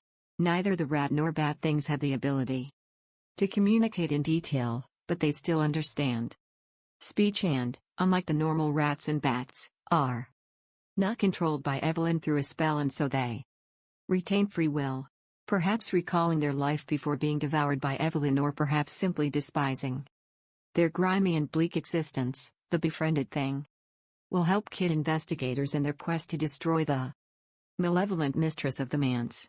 It is left to the keeper exactly what form this aid takes. Here are some likely means of assistance. Rescue. In the heat of battle, when the investigator is in serious jeopardy, the friendly thing will spring to their aid, leaping on Rasty's mid-spell, biting Roger's ankle, recovering a dropped weapon. Such aid should be significant and helpful in the heat of battle, but the thing's aid should not be decisive in battle. Guide. No one knows the house better than the hellish creatures that live there. A friendly thing can serve as a guide to the investigators, either to a specific location or to help in locating some essential piece of gear. Advisor. While mostly speaking in shrieks and grunts, the things are partially aware of Evelyn's vulnerabilities. Mama, I hate fire, or some such. The basement. The basement, like the rest of the house, is unpleasant and unwelcoming. The air stinks of mildew, dirt, and other unpleasant things, rat urine and feces, dead bodies. The walls are rough stone, around the outside perimeter of the house and rotting wood slats covered with horsehair mixed mortar. Interior walls, while the floor is rough cut flat stones over dirt. Unmortared.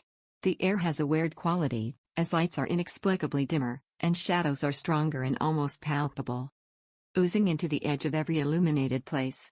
There are none of Roger's candles here, save for in Evelyn's chamber in the beneath the basement section. Sounds, like light, are dampened here as well, making it difficult to identify from where sounds might be coming from. Little sounds, scuttling and scratchings, dripping, creaking of the house above, are nearly constant. Note that all the basement windows are set high up, meaning the kids will have to either help each other up or stand on boxes, chairs, etc. if they wish to crawl out of them. The windows are narrow, size 40 or smaller to fit through. Approaching them, the kid investigators might catch sight of one of Evelyn's rat things patrolling the outside. The workroom at the bottom of the basement steps is stocked with extra storm windows, boxes of useless plumbing, supplies and assorted junk, plus a rusting coal-burning furnace. Some of these bits might be used as an improvised club. 1d4 to 1d6 points of damage.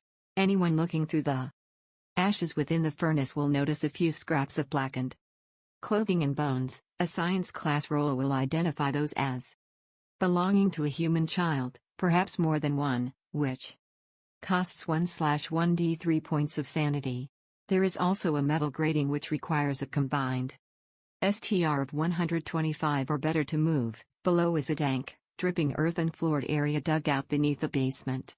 Near the grating, a small, dusty mirror hangs. It too can be used by the witch to spy on the kids as previously described.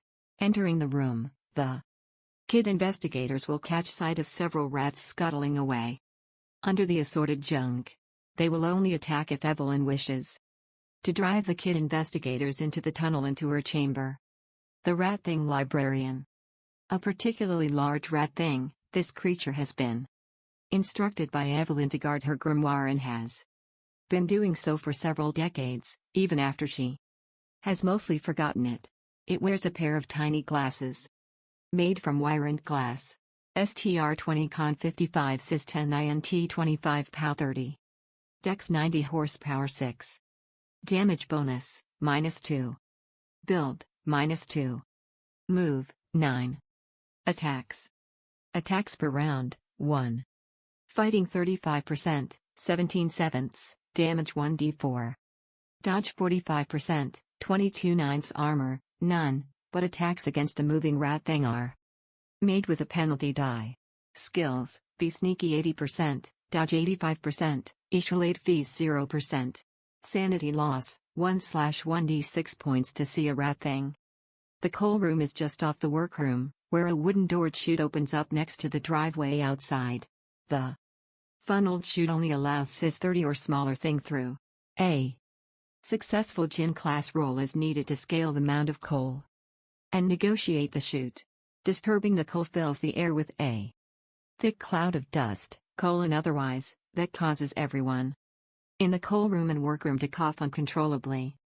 For 1d6 plus 1 rounds if a con roll is failed. Optional encounter. Ace arrives. Once the kid investigators become suspicious of Roger's intentions or even his humanity, it is increasingly likely they will come to blows. If your kid investigators are reluctant to confront Roger or somehow overlook all of his odd behaviors, consider adding the following scene in which Roger's inhuman nature is made horribly clear. This scene may also be used to short-circuit conflict between the kid investigators and Roger, ramping up the tension when the scene takes a profoundly dark turn. There is a pounding at the door. Roger, genuinely surprised, stomps off to the front door. If he had slipped from the master bedroom earlier, he suddenly reappears coming out of the parlor. Roger pulls the key out of his shirt and unlocks the door. The door flies inwards, pushing Roger back into the hall. Framed in the open doorway and momentarily illuminated by a flash of lightning is Ace, Roger's terrifying older brother. Soaked to the bone, Ace picks his brother up by the collar, lifting him off the floor and loudly demands to know where he's been this past week. Their mother has been worried sick. He's been asking around for him, only to hear rumors that his brother was hanging out at the old Barnaker house. Roger pleads for this brother's mercy, saying that he did not mean to worry Ace or their mom and he can explain everything if given a moment.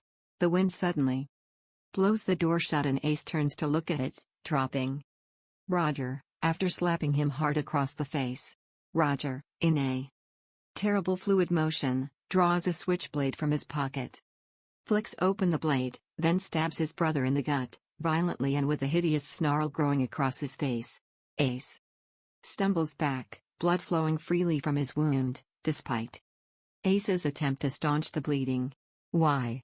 Ace begs his brother, the color draining from his face. Roger, grinning, holds the knife out, pointed towards his brother. "Don't hit me," he replies. Ace drops to one knee, then collapses to the floor as the life fades from his eyes. Roger turns and walks towards the kitchen, where, unless interrupted, he opens the once locked door and descends. Roger is happy to stab anyone who gets in his way. Witnessing Roger's horrific murder of his brother costs 1d4/1d6 plus 4 points of sanity. Ace has a snub-nosed revolver tucked into the back of his pants. It does 1d10 points of damage, but there are only 5 rounds left. All of the kid investigators are at base, 20% to fire the handgun, save those who have BB gun as a skill, who may fire the gun at half of their BB gun skill, unless the base is higher. R-rated, cruel keepers should recall the kick of a revolver in the hands of an inexperienced shooter and impose a STR test every time it is fired to avoid having recoil knock the gun out of the shooter's hands. On a failed push, the coal mound may collapse, the climber tumbling into a nest of baby rats that bite at their face. 4. 1d2 points of damage and a sanity loss of 0/1d3. There is a shovel here, and maybe even a rat or two on a group luck roll. The pantry is located off the coal room, and in it are shelves of bursted jars which once held preserves, jellies, juices, sauces, and so forth. The shelves are either tacky or fuzzy, depending on if the kid investigator finds a patch of dry goo or mold. The place smells horribly of decay, and stains of all kinds mar the shelves, walls and floor. Anyone entering and looking around will, with a successful notice stuff roll, find an intact jar, one of few, hidden back on a shelf. Inside are several human eyes floating in a clear pinkish liquid. They are undoubtedly human eyes. This discovery costs 1/1d3 points of sanity. Evelyn, ever in need of fresh eyes, had long ago forgotten this jar of them. The study is located opposite the workroom behind a well-concealed door which requires a notice things roll to detect. The only furnishings are a mildew-rotted sofa, 2 equally decayed stuffed chairs, and several floor-to-ceiling bookshelves. All the books on the lower shelves have been eaten by rats or destroyed by the damp. Several volumes on the upper shelves are similarly gnawed or damp-damaged. What part of the library and occult items kept here that Evelyn still needed were carried to the tunnels beneath the house once she began her transformation. Anyone inspecting the bookshelves will notice that a large rat thing is sitting atop one large black book, high up on the top shelf, that half hisses, half grunts when spotted. It will not flee and will attack if anyone climbs up to retrieve the book. It will not leave the shelf unless attacked with missile weapons and will defend the book until killed. A successful gym class roll is required to reach said book. Fighting the rat thing while holding on to the shelves requires a successful gym class roll each round to hold on to the shelves. A failure results in a fall for 1d3 points of damage, while a fumble means the whole section of shelf collapses, causing 1d6 plus 1 to anyone near the shelf and ruining the book. The book is very old, a handwritten manuscript on irregularly cut paper, bound in molding black leather. Anyone making an edu roll can recognize that it must be at least 200 years old.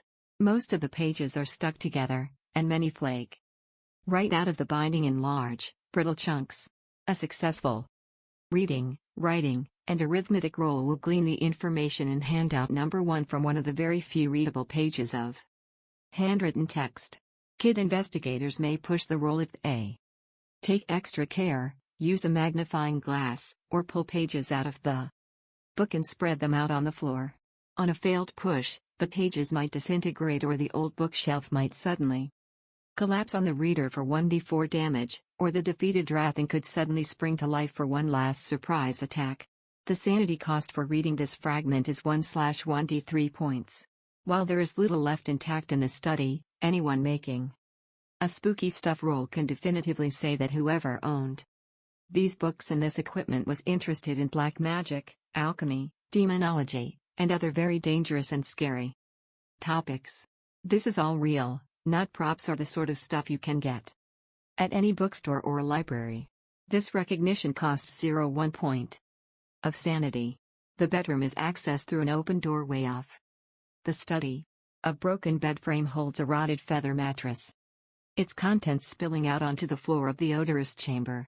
Elsewhere, a nightstand, bookshelf, and small dresser have also succumbed to the ravages of decay. There is nothing of any worth to be salvaged from any of these crumbling furnishings. A low doorway here opens into a cramped closet space with a couple of ratty women's dresses. There are 3 rat things nesting in the debris they have collected here. They will avoid fighting and will flee if attacked. Also found here will be a stained but reasonably intact portrait of a salt and pepper-haired, striking middle-aged woman who, while smiling benignly at the viewer, still gives the impression of furtive secrecy and perhaps even malice. Behind her can be seen a large library of books, while sleeping on her lap is a large black cat. This, of course, is Evelyn Barnaker as she appeared in better days, along with her familiar resties.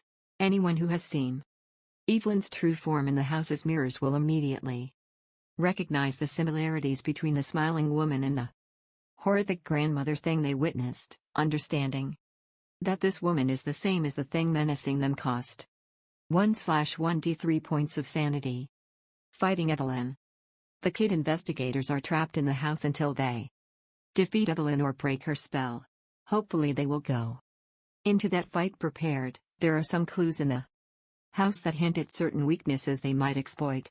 These weaknesses are spelled out in the notebook that can be found in the attic, see page 20. Otherwise, a successful spooky stuff roll can recall one of the items below per successful roll, if the investigator is trying to recall her vulnerabilities. Failed rolls result in an end to speculation. A fumbled roll results in recalling a useless technique. Of the keeper's choosing, we suggest saying witches hate carrots. Here are some methods that will be particularly effective against Evelyn.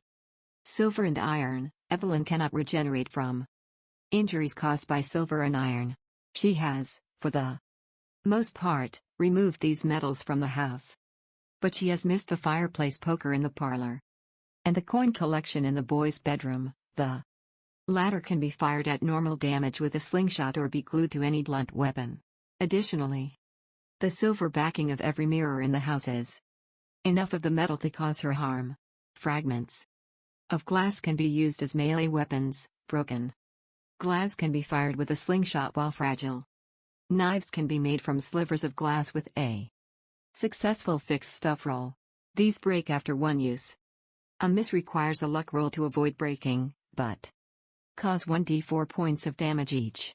Fire. Evelyn is very afraid of fire, despite her need to use candles as part of her spell, and, like silver, cannot immediately regenerate from wounds caused by it. She can control flames within the house by use of her spell Dampen Flames, but this requires her focus for one round. Elsewhere in the house, if confronted with flames, the rat and bat things will normally flee, hissing no. Fire. No. The undead witch suffers similar terror if threatened with a large torch or the like. See page 20 for more information on using fire in combat. With Evelyn. Connection to Restis. Evelyn has a psychic link with her familiar. While he should be able to flee from combat in the house above, should he somehow die defending his mistress, Evelyn will be stunned for 1d3 rounds, unable to act beyond wailing for her beloved servant. She also loses 25 points of POW. Unfortunately, she will be even more dangerous after Restis is slain, lashing out with fury at whoever killed the creature. At the keeper's discretion, attacks that kill masses of her bats, rat things, and bat things might have a similar effect, but are likely to harm Evelyn anyway. Reflection. Evelyn is a vain and petty monster that once employed the dark arts to sustain not just her life but her beauty. If she is confronted with the reality that she is now a deathless monstrosity and parody of her former self via mirror, Evelyn will pause for a moment to study her reflection, shocked to see how much she has decayed. As the realization of her ghastly form dawns upon her, she recoils in horror. She cannot act for 2d3 rounds, unless attacked, during which point she recovers her focus after 1d3 round. Using her vanity against her allows anyone making a daunt roll against Evelyn to gain a bonus die throughout combat. Beneath the basement. The area beneath the basement of the Barnaker house was dug out by Evelyn and her inhuman servitors in the years after she abandoned life as a human. They are sized for a human, though most of the tunnels are 5 high, causing adults to stoop.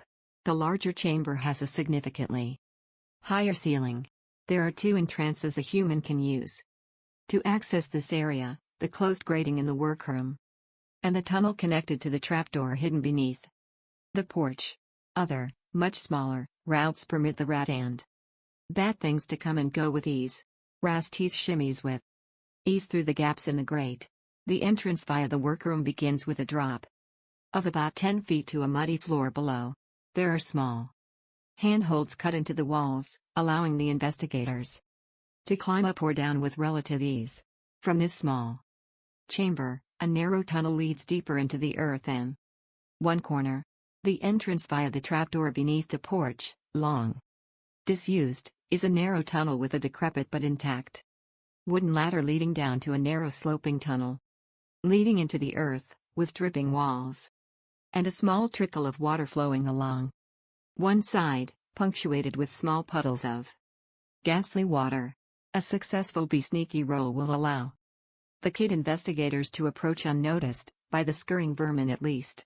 Both tunnels lead to a large irregular room, roughly 30 feet across and 45 feet long. The walls are packed dirt, perhaps 10 feet high. The roof is irregular and varying in height from 10 to 15 feet. At the center Of the room is a heap of bones, perhaps 3 or 4 feet high and almost 10 feet across. The bones come from animals and humans, almost all children. There is a small pool of standing water along the eastern side of the room. Rats and rat things can be seen to scurry about in there. Are bats and bat things nesting in pockets. Across the ceiling, on the western side of the room, which cannot be seen immediately from either entrance of the room, is an alcove wherein resides Evelyn. Each kid investigator viewing the witch must roll their POW versus the witches. POW of 120. If the kids succeed, they see the vile hag in her own form, a bloated distortion of the woman depicted in the portrait under the basement stairs, eyes long rotted away, bloated and glistening like a hellish grub. Kid investigators failing to resist the witch's influence see their character's grandmother sitting cross-legged on the floor of this alcove. Anyone who fails their POW roll cannot attack Evelyn and will only attack her minions if attacked first until the spell is broken or they succeed in a subsequent POW roll. Regardless of whether they see Evelyn Barnaker or their grandmother, the woman the kids see is filthy, pale, bloated, and all sorts of horrible vermin, rats, spiders, worms, snakes, and insects of all types, scuttle, writhe, creep, and crawl across and around her body. The sanity loss is 1d3/1d10 for those kids seeing the witch, and 1d2/1d6 plus 1 for those who see their grandmother under such revolting conditions. Those who see Evelyn watch her strain for a moment. Then, with a pop and a small splash, another rat or bat thing is birthed by the witch onto the muddy floor. The newborn monstrosity is quickly swarmed by rats and rat things, who carry the newborn monster into one of the many rat-sized tunnels lining the room. Witnessing this most unnatural birth costs 1d2/1d6 points of sanity. Reaching for one of the crude niches behind her, Evelyn plucks a fresh eyeball from a dish and pops it into one of her rotted sockets. "Let's have a look at you, sweet children," she rumbles in a voice several octaves lower than one might expect from your grandmother. Afterward, as the terrified children watch, the woman, in whatever form, suddenly lurches off her muddy seat and trundles toward them. Cackling, her voice dripping with malice, she growls, "Come to Granny, dearie. Let me give you a great big hug." Evelyn will attempt to scoop up one of the kid investigators, the closest one who is under her spell most likely, and begin to devour him or her.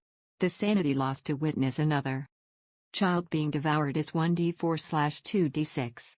Once Evelyn attacks, any investigators still under the effect of her grandmother illusion may reroll against her POW of 120, but this time with a bonus die in order to see her as she is really. Affected investigators may continue to roll, with a bonus die, against Evelyn's POW, so long as they are there. Friends are under attack. Once broken, the illusion cannot be restored. Evelyn is used to preying on children one at a time and will be surprised when the investigators fight back, especially if they are prepared for the fight. She will retreat to her alcove if injured and begin casting spells while her minions engage them directly. See the battle against Evelyn on page 28 for more details about Evelyn's tactics in battle. Visible in Evelyn's alcove are several niches carved into the wall holding various bits of occult gear, moldering papers, a book, human skulls, etc. Notable among the other occult items is a hand of glory, in this case made from the hand of old Danny, the murdered vagrant whose remains are in the closet of the master bedroom. A thick black candle rises from the hand's palm, its flame cracking with an unnatural violet shade. If the flame is extinguished, Evelyn's sealhouse spell is broken. The candle may be snuffed normally. A hard gym class roll is required to hit it with a thrown object, such as a rock, a clod of earth, an unconscious rat, or the like. The hand may also be targeted with ranged weapons. In one corner, marked with an X, of the witch's lair, the kid investigators notice a steady seeping of water, which feeds the pool, coming from a patch of exposed bricks. Anyone who has seen the cistern outside and makes an INT roll will correctly suspect this is coming from the cistern outside. If the kid investigators can dislodge some of the bricks, the cistern will drain into this room. The resulting wave will wash away any rats and rat things in the room. Each point of damage done to the brickwork, attack rolls are still required to land an effective blow, produces a 5% cumulative chance the bricks give way. The keeper should total the damage each round and roll once per round. PG. Kindly keepers may roll each round after the first blow is struck, allowing for the pressure of the water in the cistern to push loose the damaged bricks, but this should be a last resort. Rastis is too agile and will scamper up onto the bone heap, or some other convenient dry spot, and the bats and bat things are unaffected. Everyone else in the room is slowed by X for the duration of the combat, as the floor is now covered in 1 to 2 feet of water. The tunnels to the surface and the rear of Evelyn's alcove remain dry, as does the upper portion of the heap of bones. The hole does not offer an escape from the house as the cistern is more than 20 deep and there is no way to reach the hatch without a rope as the slimy walls are far too steep to climb. Tunnels map key. TD, trapdoor up. A, small room with earth walls and floor. An earthen passage leads off from one comer, from which trickling and faint scurrying sounds can be heard. B, trapdoor from the area beneath the basement. Steps. C, this area is littered with bones, human and animal, numerous rats, and an occasional bat. D, Evelyn. Hello dearies. E, one comer of the witch's lair, the kids may notice a steady drip of water from cistern. Attack will flood room. F, a narrow tunnel sloping upward.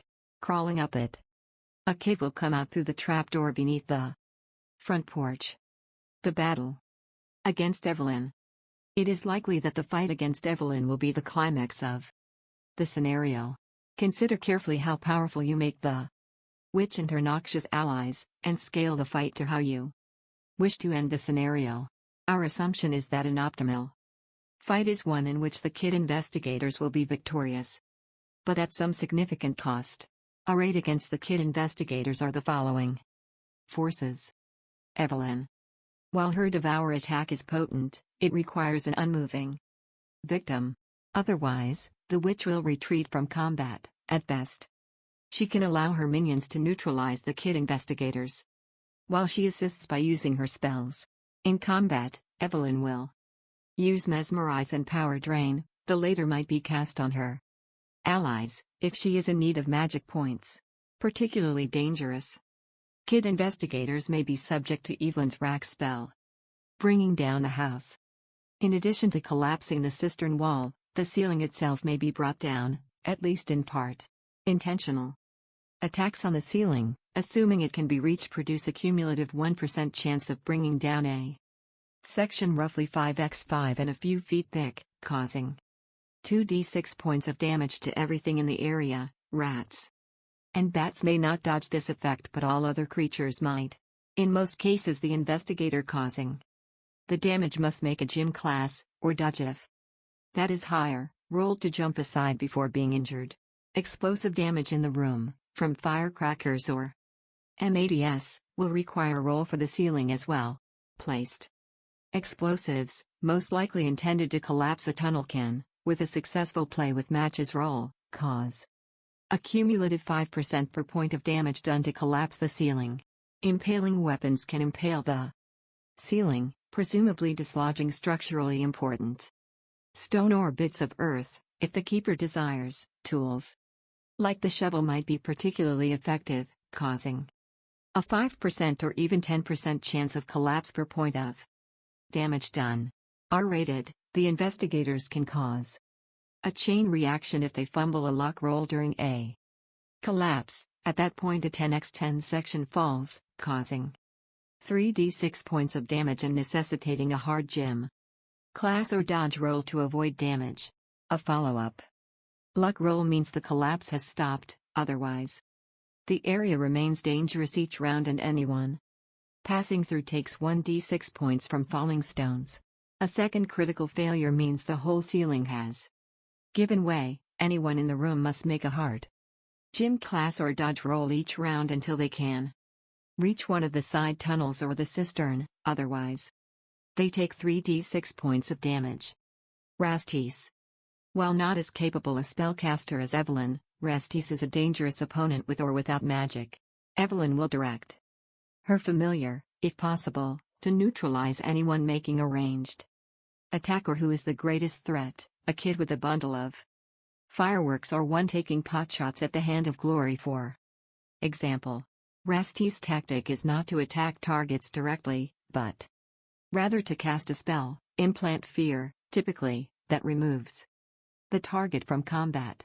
Remember that if Rastis dies, Evelyn immediately loses 25 points of POW and is stunned for 1d3 plus 1 rounds.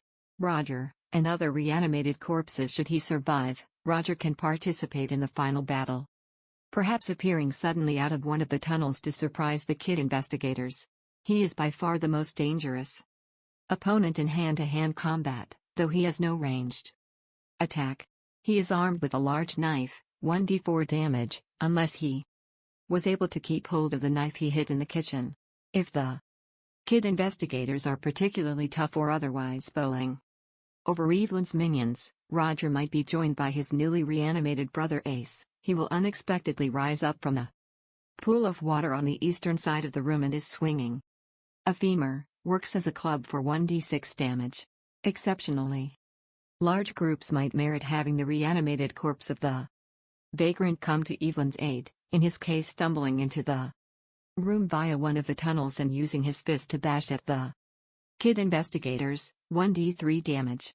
R-rated. If any of the other kid investigators have died in the house, they might reappear in the final battle as resurrected skin servitors. Let the unfortunate players run their characters' reanimated, monstrous corpse to keep them entertained. Rat things and bat things. Of limited use individually in combat, consider having rat and bat things harass those kid investigators who are not otherwise engaged in combat. Have two things engage each kid investigator who is otherwise not under direct attack. Remember that the ceiling is high enough for bat things to fly about with relative freedom.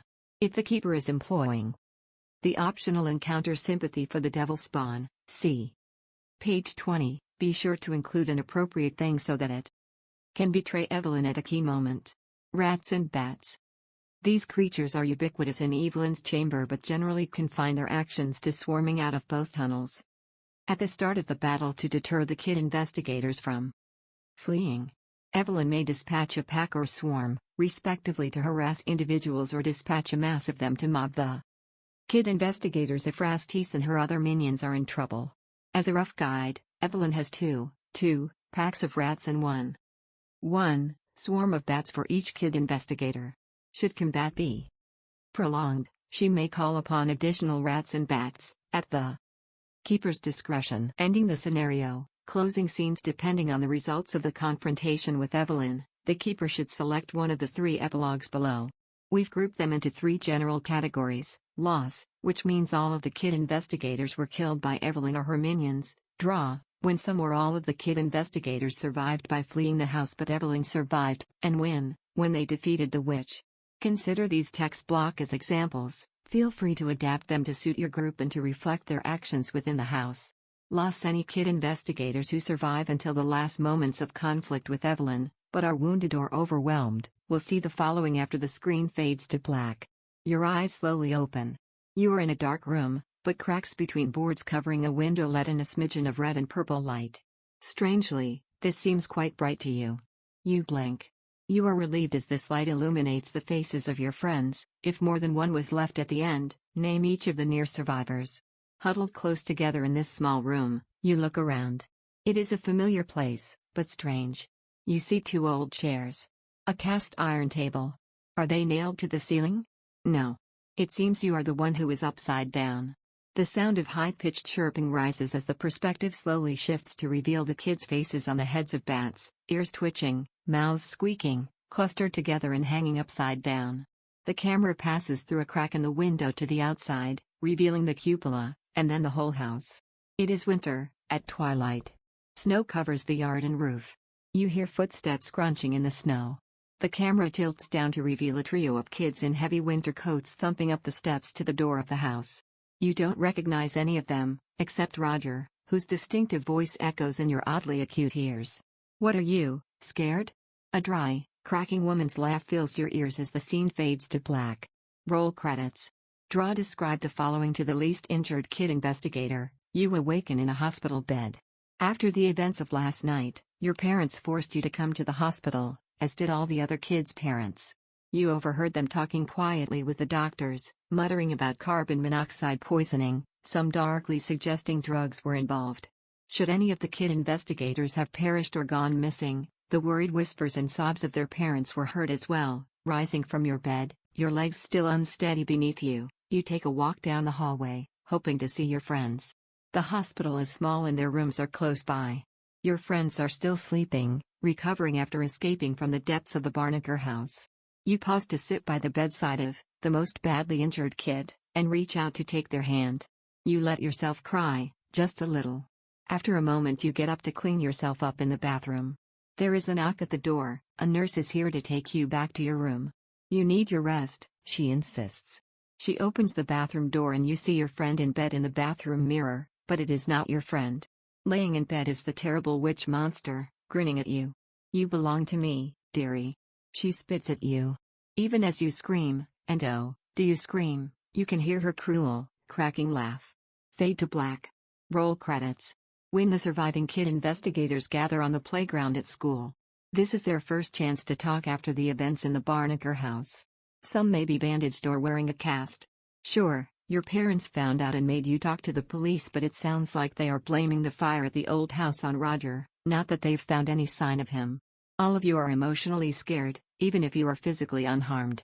Should any of the kid investigators have perished, the survivors take a moment to remember their fallen comrade. Soon your thoughts turn from mourning to elation as you celebrate your victory over the dreadful witch. Being children, you are all laughing and playing together, a new set of friends forged in the terrors you have all survived. Slowly the camera pulls away, our heroes shrinking, lost among all the other children playing in the unexpectedly bright day, a glorious last burst of warm weather before the chill of winter arrives. Then the camera pauses and slowly pans to reveal the matted gray fur of Restes, who has been watching you from afar. The cat turns to look at the viewers, his good eye revealed to be all too human. The creature suddenly hisses and runs out of sight. The previously happy music turns dark and ominous. A faint, cruel laugh can be heard as the screen fades to black and the credits roll. Creature and character statistics. Roger Simmons. Roger was once human but is now just a shell of his former self, literally. Murdered by the witch Evelyn Barnaker and her minions, Roger has been raised up as a skin servitor, his empty skin filled with crawling and writhing vermin that somehow masquerades as a person. To all, Roger appears as a normal kid. Once he gets in the house with his intended victims, he may unconsciously drop his guard somewhat, his skin may twitch and sag, or bulge unnaturally. Soon after they enter the house, Roger will slip away and try to pick them off one at a time, taking them to feed the witch. He will try to separate the kids from each other, preferring to attack a single target if possible, or ambushing a party member from behind. His weapons, knife and club, are hidden in the house, located where he can retrieve them unobtrusively. Roger will be a fleeting shadow for the kids to deal with. If injured but not killed, he may sneak down to the cave below the basement to await their arrival. If Roger is killed, his skin collapses as bugs, snakes, worms, and other horrible things crawl out of the now useless skin. The sanity loss for such a sight is 1d4/1d8. Roger Simmons, Vindictive Bully, an Undead Thing, STR 50 Con 75 Sis 45 INT 50 POW 25 Dex 45 App 40 Edu 30 San 0 HP 12 Damage Bonus, none. Magic Points, 5 Build, 0 Move, 8. Attacks per round, 1 Fighting, Brawl 55%, 27-11, Damage 1d3 Small Club 45%, 22/9, Damage 1d6 Large Knife 35%, 17/7, Damage 1d6 plus 1 Dodge 50%, 25/10, Skills, Be Sneaky 65%, Cthulhu Mythos 10%, Gym Class 55%, Notice Stuff 35%, Taunt 20%. Defenses, none. Skin servitors like Roger, who is little more than a skin sack filled with vermin, take half damage from blunt weapons and only suffer normal damage on impales. Sanity loss, LD3/LD6 when the kid investigators find out what Roger actually is. An additional 1d4/1d8 may be lost if Roger is killed in a way that reduces his hit points below zero, as hundreds of spiders, worms, and other loathsome things burst from the hollow shell that was his skin. Rat packs, Ratus. These creatures have average slats, as per page 338 of the Call of Cthulhu Keeper's Rulebook. Unless otherwise noted, the presence of rats in a given room is up to the keeper, with 3d6 rats in any pack encountered. These creatures are mostly included for atmosphere, do not overdo it, this is not exum priori. In describing the rat packs, avoid using exact numbers. A child's imagination could transform a pack of 6 rats into a ravenous horde, describe it as a wave of black beady eyes, whiskers, fur, and teeth. Loud noises, sudden movements, and open flames larger than a candle drive off about 20% of the rat pack with each application, unless the creatures are under the direct command of Evelyn. Otherwise, each successful attack kills 1 rat for every 3 points of damage done. Rat packs losing half or more of their original number or more will flee. Sanity loss for a rat pack 1/1d3 points, but this cost is for the first pack encountered only. There is no loss for subsequent encounters unless the kid investigator has some sort of phobia, but that is beyond the scope of this scenario. Bat swarms, Myotis lucifugus like their rodent brethren, these creatures have average slats, as per page 336 of the Call of Cthulhu Keeper's Rulebook, and their presence is up to the keeper unless otherwise noted. Bats are likely only encountered on the 2nd floor, the attic, and Evelyn's chamber. A swarm of bats consists of 2d6 plus 6 bats, like the rats. When describing them, focus on the flapping of wings, their shrieking chirps, and sudden, unexpected movements. Loud noises, sudden movements, and open flames larger than a candle drive off about 20% of a bat swarm with each application, unless the creatures are under the direct command of Evelyn, otherwise each successful attack kills 1 bat for every 2 points of damage done. Bat swarms losing half or more of their original number or more will flee. Sanity loss for a bat swarm is 1/1d3 points, but this cost is for the first swarm encountered only. There is no loss for subsequent encounters unless the kid investigator has some sort of phobia, but that is beyond the scope of this scenario. The rat things, unnatural malevolent scuttlers number 1, number 2, number 3, number 4, number 5, number 6, number 7, number 8, number 9, number 10, number 11, number 12, STR 10, 10, 15, 10, 5, 10, 15, 10, 10, 5, 15, 10, con 35, 30, 35, 20, 40, 35, 45, 30, 55, 30, 45, 35, cis 5, 5, 5, 5, 5, 5, 5, 5, 5, 5, 5, 5, INT 35, 40, 50, 25, 35, 15, 20, 30, 25, 25, 35, 39, POW 40, 25, 15, 45, 35, 30, 25, 45, 35, 15, 20, 40, Dex 90, 195, 55, 70, 95, 110, 185, 115, 65, 90, HP 43424453635 of. Damage bonus, -2 of. Build, -2 of. Move, 9 attacks per round, 1 fighting 35%, 17 sevenths, 1d4 plus damage bonus dodge 45%, 22 ninths, armor, none, but attacks against a moving rat thing are made with a penalty die. Skills, be sneaky 80%. Sanity loss, 0/1d6 points to see a rat thing. The bat things, fluttering blasphemies, the magical spawn of Evelyn Barnaker. This creature is a horrifying mixture of human and rat. Even more so than traditional rat things, the ones birthed by Evelyn are prone to physical abnormalities like additional limbs, exaggerated body parts, asymmetry, tumorous growths, etc. Single specimens are not overly brave, but are braver than normal rats. Groups will be much bolder and much more aggressive. Some of these creatures may retain remnant memories of their former selves, and as such might look upon Evelyn's newest victims with pity. Patient and kindly kid investigators may be able to obtain the help of a sympathetic rat thing. See page 20 for more details. Evelyn has not taught any of her bat or rat thing thralls any spells.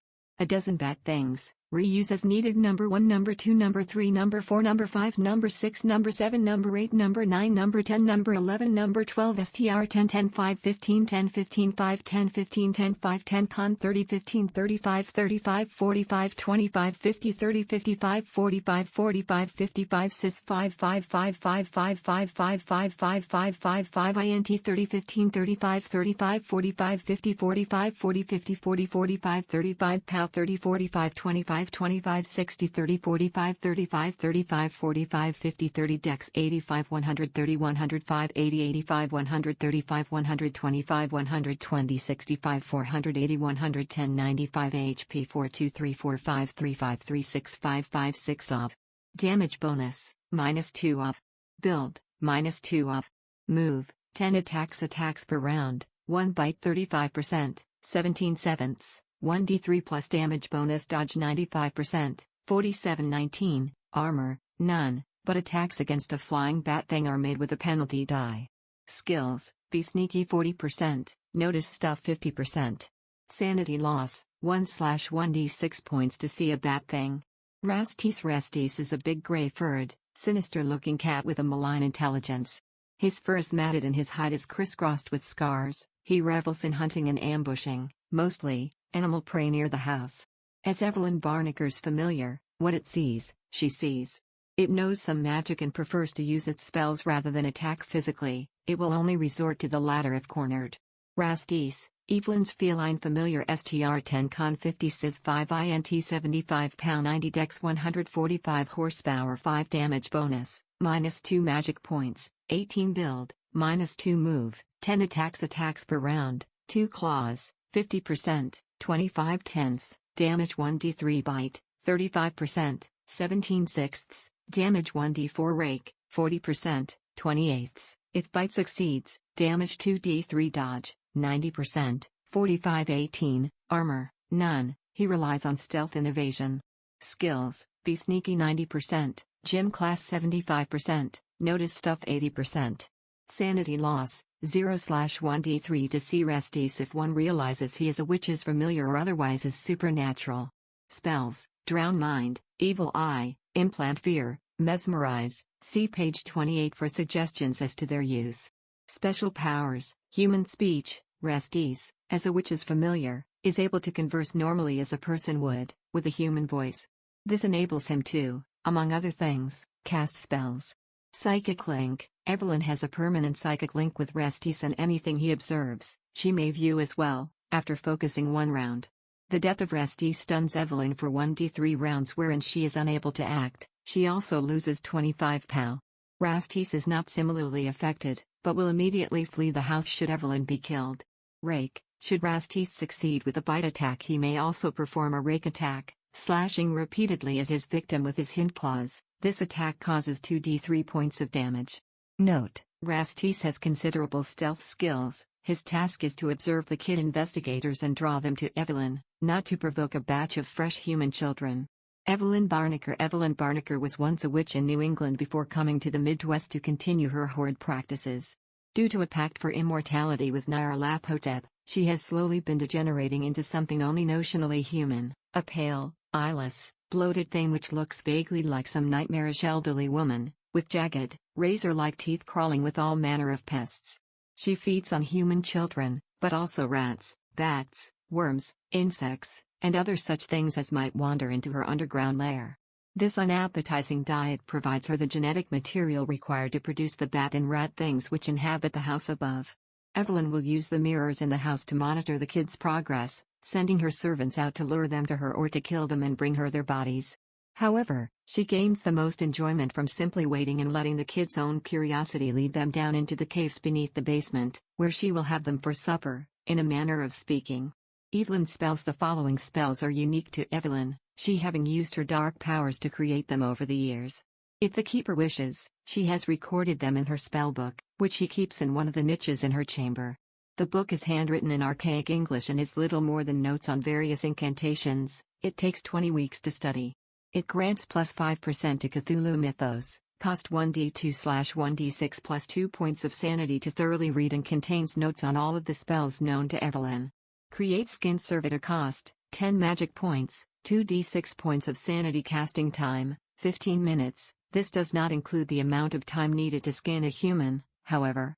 Similar to Create Zombie, this spell requires the skin of a freshly deceased human, other creatures as possible, perhaps. The spell must be cast underground or in some place where vermin are common. As the caster chants, all manner of insects, spiders, worms, grubs, and other pests, which have fed upon the corpse, fill up the empty skin, stitching shut holes with spider silk or their own bodies. Soon, the creature will rise up and await the caster's command. The skin servitor has the same stats it had in life save for POW, which is only 1d6 by 5, or whatever it had in life if lower, and the app is reduced by 1d3 by 5 points. The skin servitor is wholly loyal to the caster but retains the memories and personality it had in life. It is, however, a monster masquerading as a person, and prolonged scrutiny will detect some oddity of manner or motion. It is boneless after all and utterly lacking in human feeling. For a time though, it can pass for human. See the description of Roger on page 31 for more information. Damp and flame cost, 1 or more magic points, depending on size of fire, see below. Casting time, instantaneous. The caster may extinguish any natural flame visible to them. The area of effect can be as large as a sphere with a radius of 10. The caster can pick and choose between flames within the area if they wish. 1 magic point expended will extinguish all fires of a torch size or smaller. 2 points will extinguish a campfire or fireplace. 3 points will extinguish a bonfire. Because of her mirrors and ability to see through the eyes of her servitors, unless the kid investigators remove these tools, the entirety of the house is effectively visible to her. See-through mirrors cost, 1 magic point to view, 2 to communicate. Casting time, instantaneous. The caster may see through any mirror they have prepared by anointing it with their own blood. Each use costs 1 magic point per use and allows normal vision, much like a foggy window, in that those being viewed may catch a glimpse of the caster as well. If 2 magic points are expended, the caster may hear through the mirror and speak for up to 1 minute. Certain spells may be cast through the mirror, as the keeper allows. Seal house cost, 8 magic points, casting time, 5 minutes to cast, but requires certain advanced preparations. The witch can use this power to make it impossible for anyone to leave the house. It costs 8 magic points to cast and takes 5 minutes of chanting and tracing certain potent symbols in the air. Once cast, no one may exit or enter the structure until either the caster wills it, perishes, or dawn arrives. Doors and windows will not open and normal attacks will prove useless, harmlessly bouncing off the wood or even glass. Witnessing this supernatural force costs 1/1d3 points of sanity. The spell may only be cast at night and requires some sort of enchanted object. In this scenario it is a hand of glory, as the focus of the spell. If that object is disturbed or damaged, the spell is also broken. Note that this power does not affect the trapdoor beneath the front porch, as technically it is not part of the house. The same is true of the cistern, but escape from that location is problematic, at best. Evelyn Barnaker, Deathless, Child-Eating Witch and Living Nightmare STR 45 Con 75 Sis 90 INT 85 POW 120 Dex 45 App 10 Edu NASAN 90 Horsepower 16 Damage Bonus, plus 1d4 Magic Points, 24 Build, 1 Move, 6 attacks per round, 1 Devour, 100% but only against immobile opponent. 2d6 points of damage until victim is eaten or pulled free. Skills, Cthulhu Mythos 80%, Notice Stuff 30%, Spawn Vermin 99%, Spooky Stuff 99%. Defenses, 1 point of Withered, Iron Hard Flesh. Spells, Become Spectral, Bind Animal, Bat, Bind Animal, Rat, Call the Black Man, Nyar Lathotep, Candle Communication, Cloud Memory, Create Storm, Create Skin Servitor, Dampen Flame, Evil Eye, Mesmerize, Power Drain, See-Through Mirrors, Seal House, Rack Sanity Loss, 1d3/2d4 plus 1 if she is appearing in her grandmother guise. 1d4/2d6 if appearing as her own pale, bloated, filthy self. Special Powers, the Grandmother Illusion. This power costs only 1 magic point, and requires a POW versus POW roll, versus Evelyn's POW of 120. If the witch wins, the viewer sees his/her grandmother under the horrible conditions in which Evelyn actually lives. If the viewer resists, he or she sees no illusion, just the witch as she really appears. Only those who see Evelyn as she is may attack her. Devour, MNVR. Immobilized, either due to the grandmother illusion or one of Evelyn's spells, victims may be consumed whole. Evelyn picks up the victim and pulls them into her mouth as her jaw widens, snake-like, to engulf the victim, Rose the razor-sharp teeth unfolding from her ever-lengthening gullet, her neck muscles compressing and releasing to pull the victim further into her hellish maw. Each round of being devoured causes 2d6 points of damage. Friends might try to pull a kid investigator from Evelyn's hideous mouth. The investigators, up to second of may participate, roll their combined STR versus Evelyn's STR. Spells. Evelyn is a witch and knows many spells. See the box text nearby for the detailed list. The Call of Cthulu, simplified RPG rules for the Dare. Introduction. The Dare, while a scenario for the Call of Cthulu role-playing game, uses a condensed set of skills and rules rather than the regular 7th edition version of the game. This section summarizes those differences for the Keeper and serves as an introduction to the Call of Cthulhu RPG for those new to the game. Those looking for a fuller discussion of the game's rules should refer to the free Quick Start PDF, available at chaosium.com, as well as the Investigator's Handbook and Keeper Rulebook for the Call of Cthulhu role-playing game. The absolute basics. You are playing a game.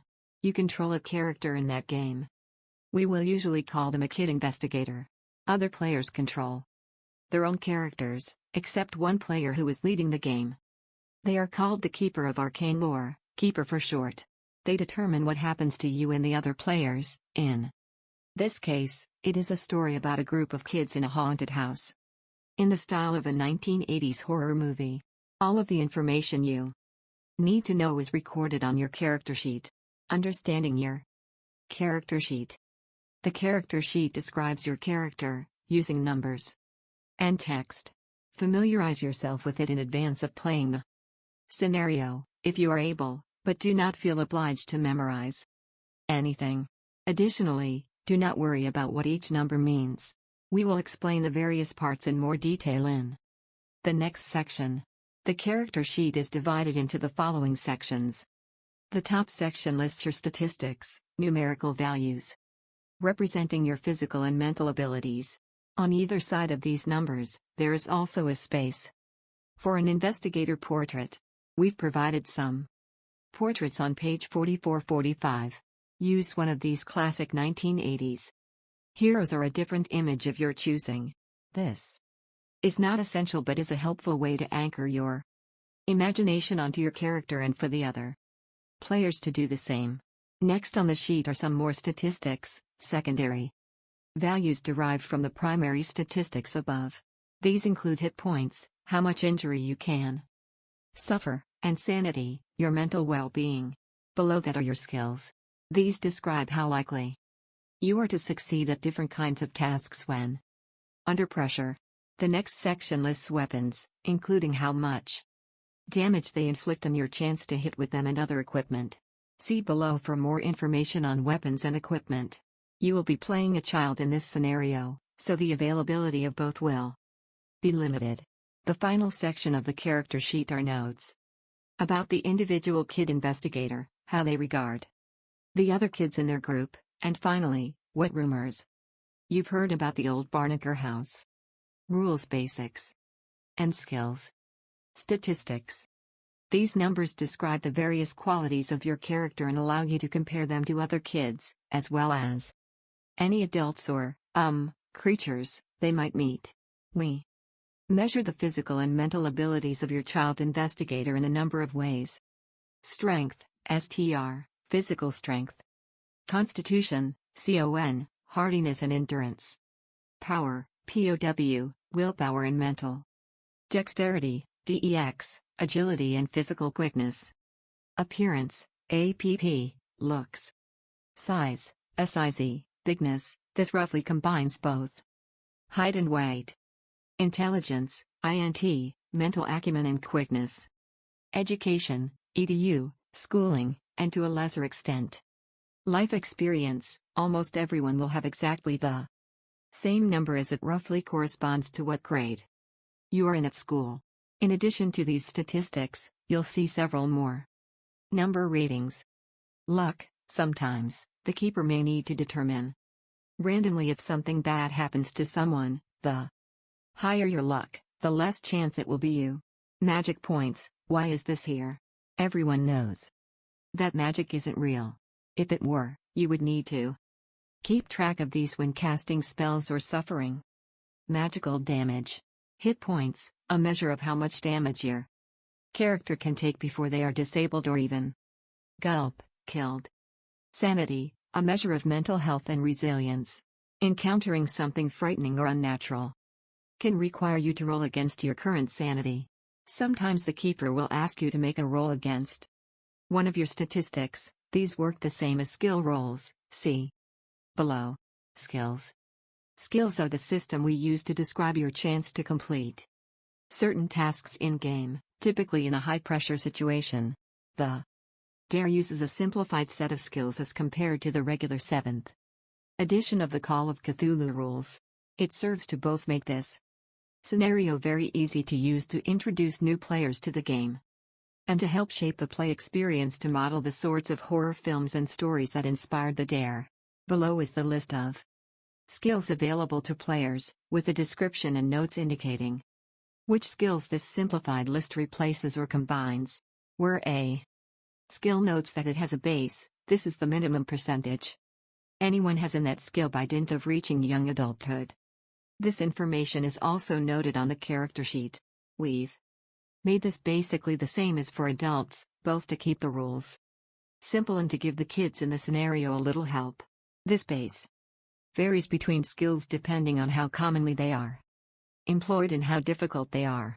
Be a pal, this is supporting and helping someone else emotionally, and functions similarly to psychology in traditional 7th edition Call of Cthulhu rules. If one of your friends is frightened or upset because of something that they've seen or experienced, you can use this skill to help them recover more quickly. Success in this skill negates a temporary insanity and/or restores 1d4 points of sanity, but not higher than PAL. The base for this skill is 10%. Be bossy. This skill is used when you are trying to get other people to do what you want to do. The base for this skill is 10%. This skill combines intimidate and persuade. Be sneaky, do something without being noticed by others. This skill combines sleight of hand and stealth. The base for this skill is 20%. Dodge. This skill lets you avoid being hit by something, usually an attack in combat. The base for this skill is half of your dex. This skill is the same as dodge in normal Call of Cthulhu rules. Fighting, punching, kicking, biting, swinging a stick, or stabbing with something sharp. The base for this skill is 25%. First aid. If someone gets hurt, you can help them out and, in a limited way, heal the wounds. With a successful roll, you can heal 1 point of damage. This skill cannot be used during combat as it takes time and care. Likewise, the keeper may rule that some injuries cannot be healed. This is either due to lack of materials, such as a broken leg if there are no available splints, or the wound is too severe for a child to manage, such as a lost limb or severed artery. The keeper may allow 1 roll per individual injury if they desire. The base for this skill is 30%. Fix stuff. This skill covers any sort of repair, mechanical or electrical, and if the keeper permits, possibly at a penalty, picking a lock. The base for this skill is 10%. Gym class. Anything involving physical activity, running, jumping, climbing, swimming, throwing, etc. The base for this skill is 20%. This skill combines several skills related to physical activity, including climb, jump, and throw, but excluding dodge. Nature. All the stuff you might learn in Boy Scouts or Girl Scouts, things about animals and plants, how to find north, tracking, that sort of thing. The base for this skill is 10%. This skill combines navigate, natural world, survival, and track. Notice stuff. Can you see or hear, or smell, something that others might not? This is that skill. The base for this skill is 25%. This skill combines the observational skills of listen and spot hidden. Play with matches. This skill covers a host of things children are not supposed to do, start fires, make traps, and otherwise cause bodily harm. This skill is used when trying to start a fire, misusing household chemicals, and otherwise making mischief, or worse with everyday things. It is also used when attacking with firecrackers. The base for this skill is 0% because you are all a bunch of goody two-shoes who never have any fun, according to Roger, at least. Reading, writing, and arithmetic, this covers most academic skills, such as accounting, language, own, and library use. The base is 20%. Science class, this covers any scientific skill, from astronomy to zoology. The base is 10%. Spooky stuff, this is knowledge about creepy, weird things, like in Arthur C. Clarke's Mysterious World, Scholastic's Book of Ghosts, UFOs or monsters, or on In Search of. In other words, the occult skill for children. The base skill is 5%. Taunt, this skill is used to annoy or distract an opponent, assuming they understand what you are saying or doing. You can provoke someone to attack you, either causing them to initiate combat or distracting them from someone else. Anyone affected by this skill can only attack the successful taunter until they make a successful attack on their tormentor unless a make an INT roll. This prevents them from dodging or using skills other than fighting. The base for this skill is 0%.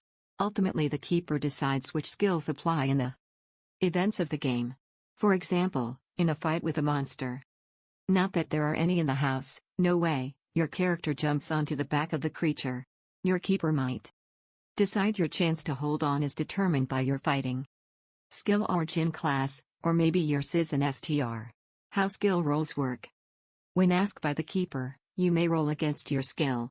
If you roll equal to or under your score, you succeed, congratulations. Should you roll over, you fail. Sometimes, especially when you are testing your skills against an opponent, the keeper may assign a bonus or penalty die to the roll, see box. Complicating or simplifying things for you. Sometimes the keeper may ask you to make a hard skill check, in which case you must roll equal to or under half of your skill or statistic. If you roll under 1/5 of your current skill, that is called an extreme success and may gain some extra advantage. There are places on your character sheet to record the hard and extreme success values for each skill. Bonus and penalty dice. Each bonus die gives you another tens die when you roll, you keep the lowest result. Yeah. In the case of a penalty die, you roll an additional tens die but keep the highest result. Boo. Hiss. You may gain a bonus or penalty die, or dice, depending on the circumstances of your skill check, most often in combat, as assigned by the keeper. Combat. Combat is divided into rounds, a block of time long enough for everyone to take one significant action. Kid investigators and their opponents act in order of dex scores from highest to lowest. The keeper should take note of every character's dex scores at the start of the game to expedite things. Every round, you may attack or dodge. If you and your opponent are both attacking each other, whoever has a higher level of success damages the other. You miss, they miss, whiff. Time for round 2. You hit, they miss, you had a normal success, they failed. You hurt them. You miss, they hit, you failed, they had a normal success. You were hurt. You hit, they hit, whoever has the highest level of success hurts the other extreme hard normal. If you both had the same level of success, the person who had the higher dex wins and injures their opponent. If one person is attacking and the other person is dodging, the same rule applies, the higher level of success wins. The person dodging wins in the result of a tie. Injury. Whenever you are injured, subtract the damage you have taken from your current hit point total. If your hit points drop to 0 or lower, you are unconscious and may die. Others may use certain skills like first aid to heal you, if able.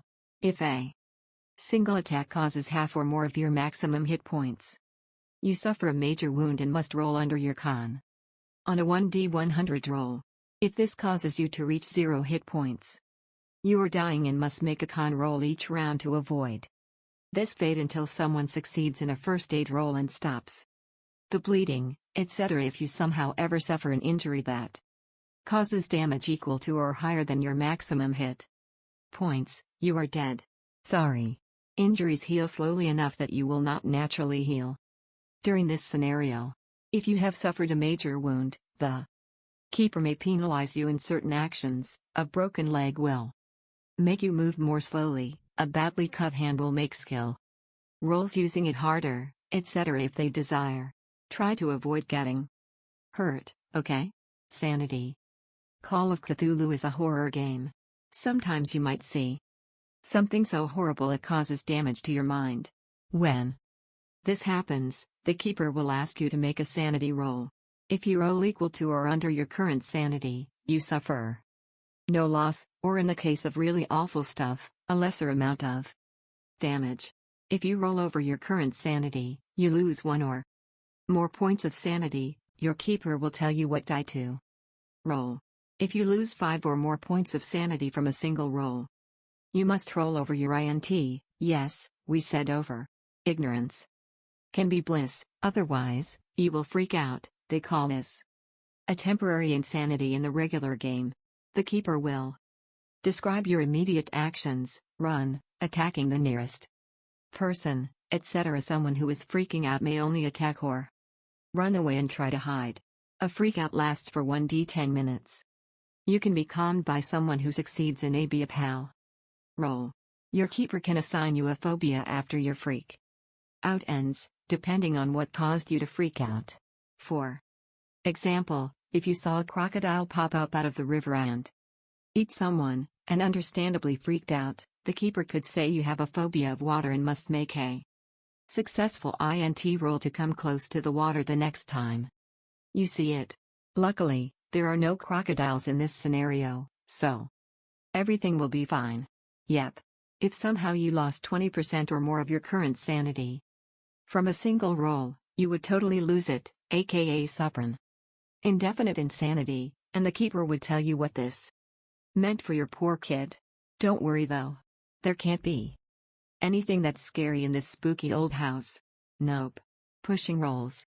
If a skill roll is failed, you may ask to push the roll and make a second attempt. So long as the keeper agrees, you may make a second attempt immediately after a failed skill roll, but note, you must first tell the keeper why you should have a second chance, as well as what sort of negative consequence this second attempt will have for your kid investigator should you fail a second time. So long as the keeper agrees, you may roll again. If you succeed, there are no further consequences except possibly taking longer to complete a task than normal. Failure means you immediately suffer the negative results of your failure, likely suffering the effect you described, though the keeper may adjust as they desire.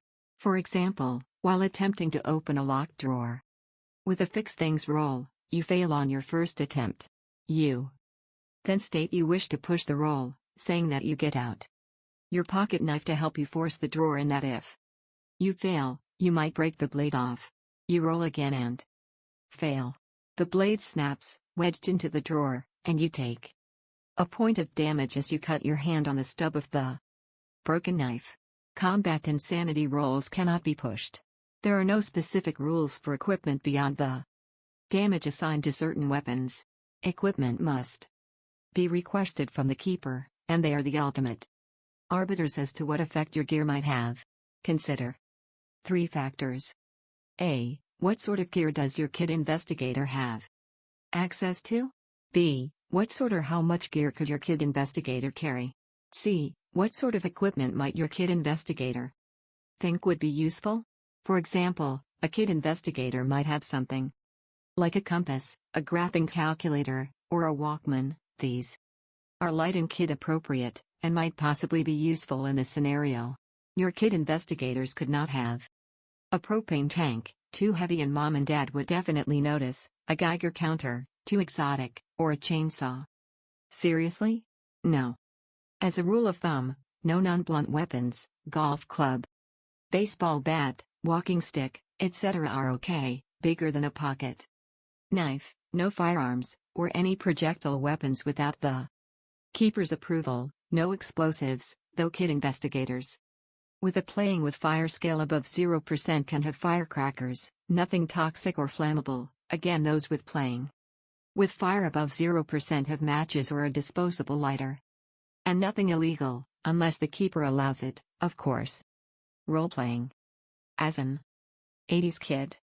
For some of us, the 1980s are an increasingly distant memory, while for an ever-growing section of the population, it is a genre-friendly setting with lots of easy fashion and cultural touchpoints that makes for a fun era to explore. There are dozens of movies or TV shows you can plunder for inspiration, E.T., The Goonies, and Adventures in Babysitting, or for a less exaggerated portrayal freaks and geeks, Stranger Things actually gets the details mostly right. At least cosmetically. For horror aficionados, we have included an essay by film reviewer and prolific Call of Cthulhu writer, Brian M. Sammons, see page 42, who has offered a list of 1980s horror films. The list is both an object lesson for your kid, investigators on how to survive, but which also offers a lot of pointers on the cultural ephemera that defined that decade as well. Ultimately, no one is going to grade you on how accurately you portray an 80s kid. You can lean as far into the era's stereotypes as you want, history be damned, wearing your Thriller jacket and Air Jordans while listening to Wham on your brand new Sony Walkman, with a flock of seagulls haircut and speaking solely in the lingo of a Valley Girl, or you can just keep an average kid with a wardrobe from Sears, a haircut from Mom, and a heart full of dreams. The monsters will eat you either way. If there were monsters, creating your own kid investigator. Unlike in traditional Call of Cthulhu, where you play adult adventurers, the Dare is intended for preteen protagonists. Certain elements, such as the investigator's statistics as well as damage, have been adjusted to reflect this. While we have created a set of pre-generated kid investigators, you are free to create your own profession. Unlike in regular Call of Cthulhu, there are no child professions. Everyone has the same profession, kid. While kids differ greatly in aptitudes and interests, there are already restrictions regarding what skills, from our short list, a kid investigator may have, and so professions are not needed. You will note that the pre-generated characters have all been built around certain traditional archetypes, and are so noted on the character sheets, based on their highest skill ratings. Statistics: roll the following dice to determine your stats. 1d4 2 plus 6 by 5 for edu. 1d6 plus 6 by 5 for STR and SIS. 2d6 plus 3 by 6 for app and con. 3d6 by 5 for INT, dex, POW, and luck. Magic points are equal to your POW divided by 5. Hit points are equal to your SIS plus con divided by 10. Sanity is equal to your POW. Skills: Kid investigator's skills are assigned as follows: select 1 skill at 80, 2 skills at 60, 3 skills at 40, and 4 at 20 points. Add these points onto the base skill level. The maximum for any skill, however, is 99% regardless of base. Halloween costumes. The Dare is set on Halloween night and, if the players and keeper wish, you may elect to have your kid investigators wearing their Halloween costumes at the start of the scenario. The decision is primarily a cosmetic one, of course. No costume should provide any protection from injury or any scenario breaking. Advantage: consider them more a way for expressing your character's personality and, potentially, a solid justification for a less common piece of equipment or two. For example, if your kid dressed up as tennis Grand Slam champ Chris Evert Lloyd, it would make sense that she might have a tennis racket and tennis shoes. Dr. Jones, the globe-trotting archaeologist, might be wearing a fedora and a leather jacket, probably several sizes too large, be carrying a bullwhip, aka a jump rope, and a cap gun. With the exception of blunt objects, a hockey stick, tennis racket, or baseball bat, no weapons your character might carry should be functional. What sane parent would send their 11-year-old daughter out into the night dressed as a ninja with a sharpened katana? Ultimately, the keeper is the final arbiter of what gear you bring along on your adventure. One thing to those who were not children in the 1980s might not realize is that store-bought costumes of this era were woefully inferior to almost anything one might create a home. Typically purchased at the drugstore or five and dime. Most costumes of this era, even licensed ones of popular characters, were just a poorly made plastic mask and a smock or tunic worn over your clothes. They were really, truly terrible. There is no reason, of course, for you child investigator to suffer in this way, so let your imagination run wild and assume you have one or more loving parents who slaved over a sewing machine, or with a hot glue gun, to craft you the perfect costume. Make sure to thank them the next morning, assuming you survive the night. Creating skills. We have left a blank skill slot available on the Dare's character sheet. When creating a kid investigator, you may wish to provide them some skills not already included in the scenario, though we will tell you up front that the kid investigators were all developed for use in this scenario, so other skills are probably not useful. So long as you and the keeper agree about the effects and limits of a skill, feel free to add it to your character. If you create scenarios of your own using these modified rules, this blank slot might be more useful. Equipment. What costume are you wearing? What stuff did you bring from home? Will it do you any good? You may have any piece of equipment your keeper allows, since it won't do you any good anyway. Blah ha ha ha ha ha. Sorry. You'll be fine. Have fun. Grab the machete. Or, How I Learned to Stop Going Insane and Love 80s Horror Movies. By Brian M. Sammons. So you're playing Call of Cthulhu in the wonderful heyday of the awesome 80s. Rad. The 1980s were a golden age for horror movies, and thus a great place to learn some investigator tips for your next game. So if you are looking for some cinematic pointers on the do's and don'ts of horror survival, you have come to the right decade. Here are some totally tubular examples from the world of cinema that just might save your investigator's life, or inspire keepers to greater horrors. Halloween, 1978. Never assume the monster is dead and never drop your guard. Laurie attacks and kills the murderous madman twice. Each time she assumes the threat is over and turns her back on the fallen foe, only to have to fight for her life all over again when the shape comes back. In Call of Cthulhu, you don't know what you're facing, even when you're facing it, so don't let assumptions of safety or victory come back to bite you in the end. So whatever you do, don't be a Laurie. If you liked this bit of stalk and slash, I would recommend Friday the 13th.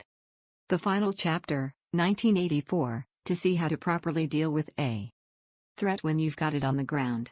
Tourist Trap, 1979. Sometimes the threat is both the incredible and the mundane. Don't rule anything out. Here a group of 4 on a road trip come across the titular locale. Strange events start happening, followed by murder and madness. At first things look to have a supernatural explanation. Ghosts, maybe? Then it looks to have a real-world one. A psychotic, unseen brother with demented desires? It's only when the survivor realizes that the horror comes from both the everyday and the unbelievable that they have a chance of escape. For Call of Cthulhu, don't be in such a rush to believe in a mythos or otherworldly explanation to the mystery, but don't rule such fantastical theories out, either. Keep an open mind to every possibility. There is no other movie quite like Tourist Trap, but another movie that defies expectations would be Society, 1989. The Evil Dead, 1981. Don't fool around with strange books or even recordings of readings from strange books. It's not fun, and it certainly is no game. Call of Cthulhu revolves around a few simple tenets, but one of the biggest is knowledge is powerful and acquiring it is usually costly. Always be wary and always treat such knowledge with the respect it deserves. Think of such tomes as loaded guns, or perhaps even nuclear bombs. If you like this movie, then you obviously have a strong stomach, so why not see what can happen when playing around with an Innocent Little Puzzle Box in Hellraiser, 1987. Madman, 1981. Don't make fun of the local legends, dismiss them as silly. Stories at your peril. In this movie, a summer camp legend is told around the campfire about Madman Mars, who killed his entire family, was hung, survived, now haunts his old family home, and will kill anyone that disturbs him or even says his name above a whisper. Well, one kid doesn't believe in such things, so he yells out to Mars, pokes around the old farmstead, and even breaks a window or two for good measure.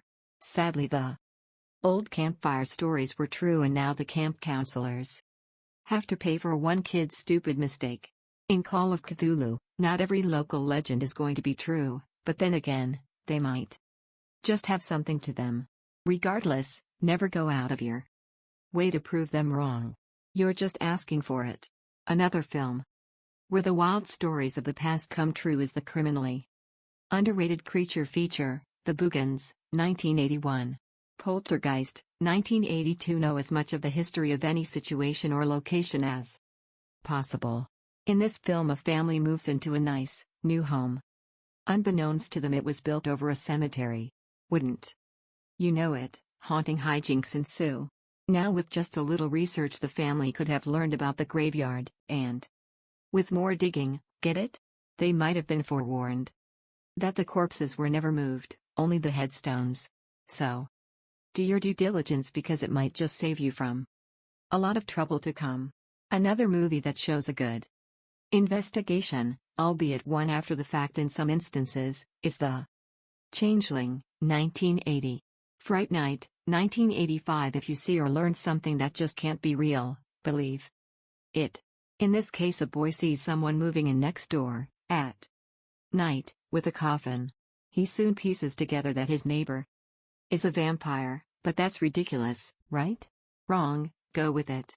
Trust your gut, trust your eyes. Doubt wastes time, and time is usually of the essence. Don't waste your essence doubting. Another movie where fast acceptance of the fantastical facts saves time, and possibly lives, is the 1986 remake of Invaders from Mars. The Fly, 1986. Take experiments seriously. Learn something new while going through your recently acquired book of Ibon? Don't rush into it, take every perceivable precaution, try to think of all the ways the experiment could possibly go wrong, and take steps to mitigate unfavorable results. Also bring a buddy or several, someone that can help out if things go sideways, or at the very least, bear witness to your results to add credibility to your claims, if needed, or warn others should you suddenly not be 100% yourself or trustworthy. Yeah, those things do happen, so for the sake of your fellow investigators, never experiment alone, especially in movie-directed master of body horror David Cronenberg. Another great movie, and an appropriate one for Call of Cthulhu, that shows the importance of having an experiment buddy, is Stuart Gordon's Reanimator, 1985. Friday the 13th. Part 6, Jason Lives. 1986. Don't bother with the authorities. Let's say you accidentally resurrect a long-dead killing machine that is now moving through the countryside, murdering anyone that crosses its path. What authority figure, police, teachers, parents, is going to believe your wild claims? No one. So you can't count on others to save the day for you. You're going to have to do this yourself. Worse, once alerted to such strange things happening, the authorities could impede you in what must be done by following you about, asking others about you, blaming you for things, or locking you up, putting you in detention, or grounding you until you calm down. Another example of the authorities not helping, or being out and out against you, is the 1988 remake of The Blob, The Lost Boys. 1987. Preparedness is king. When our plucky teen heroes first learn the location of the vampires, they go into things thinking they have everything well in hand. After running away screaming, they realize that they did not. Sound familiar? For the next confrontation, they gather tools, supplies, and weapons and make plans on how to use them. Furthermore, they pick where The next fight will be gaining the tactical advantage, a critical resource. Success soon follows. 2 other movies were being prepared makes a difference from Master of Horror, Wes Craven, The Hills Have Eyes, 1977, and A Nightmare on Elm Street, 1984. Madman, 1989. A pulp writer from the 1930s writes stories so horrible that they bend the fabric of time and space to become nightmares. In the real world, does this not sound like a call of Cthulhu? Adventure? The lesson learned here is never take reality for granted, and if called to do it, be ready to believe the utterly unbelievable. No matter how weird or completely crazy, believe it and take the proper steps to defeat it. It might save your life. For another example of warped reality being really real, try Candyman, 1992.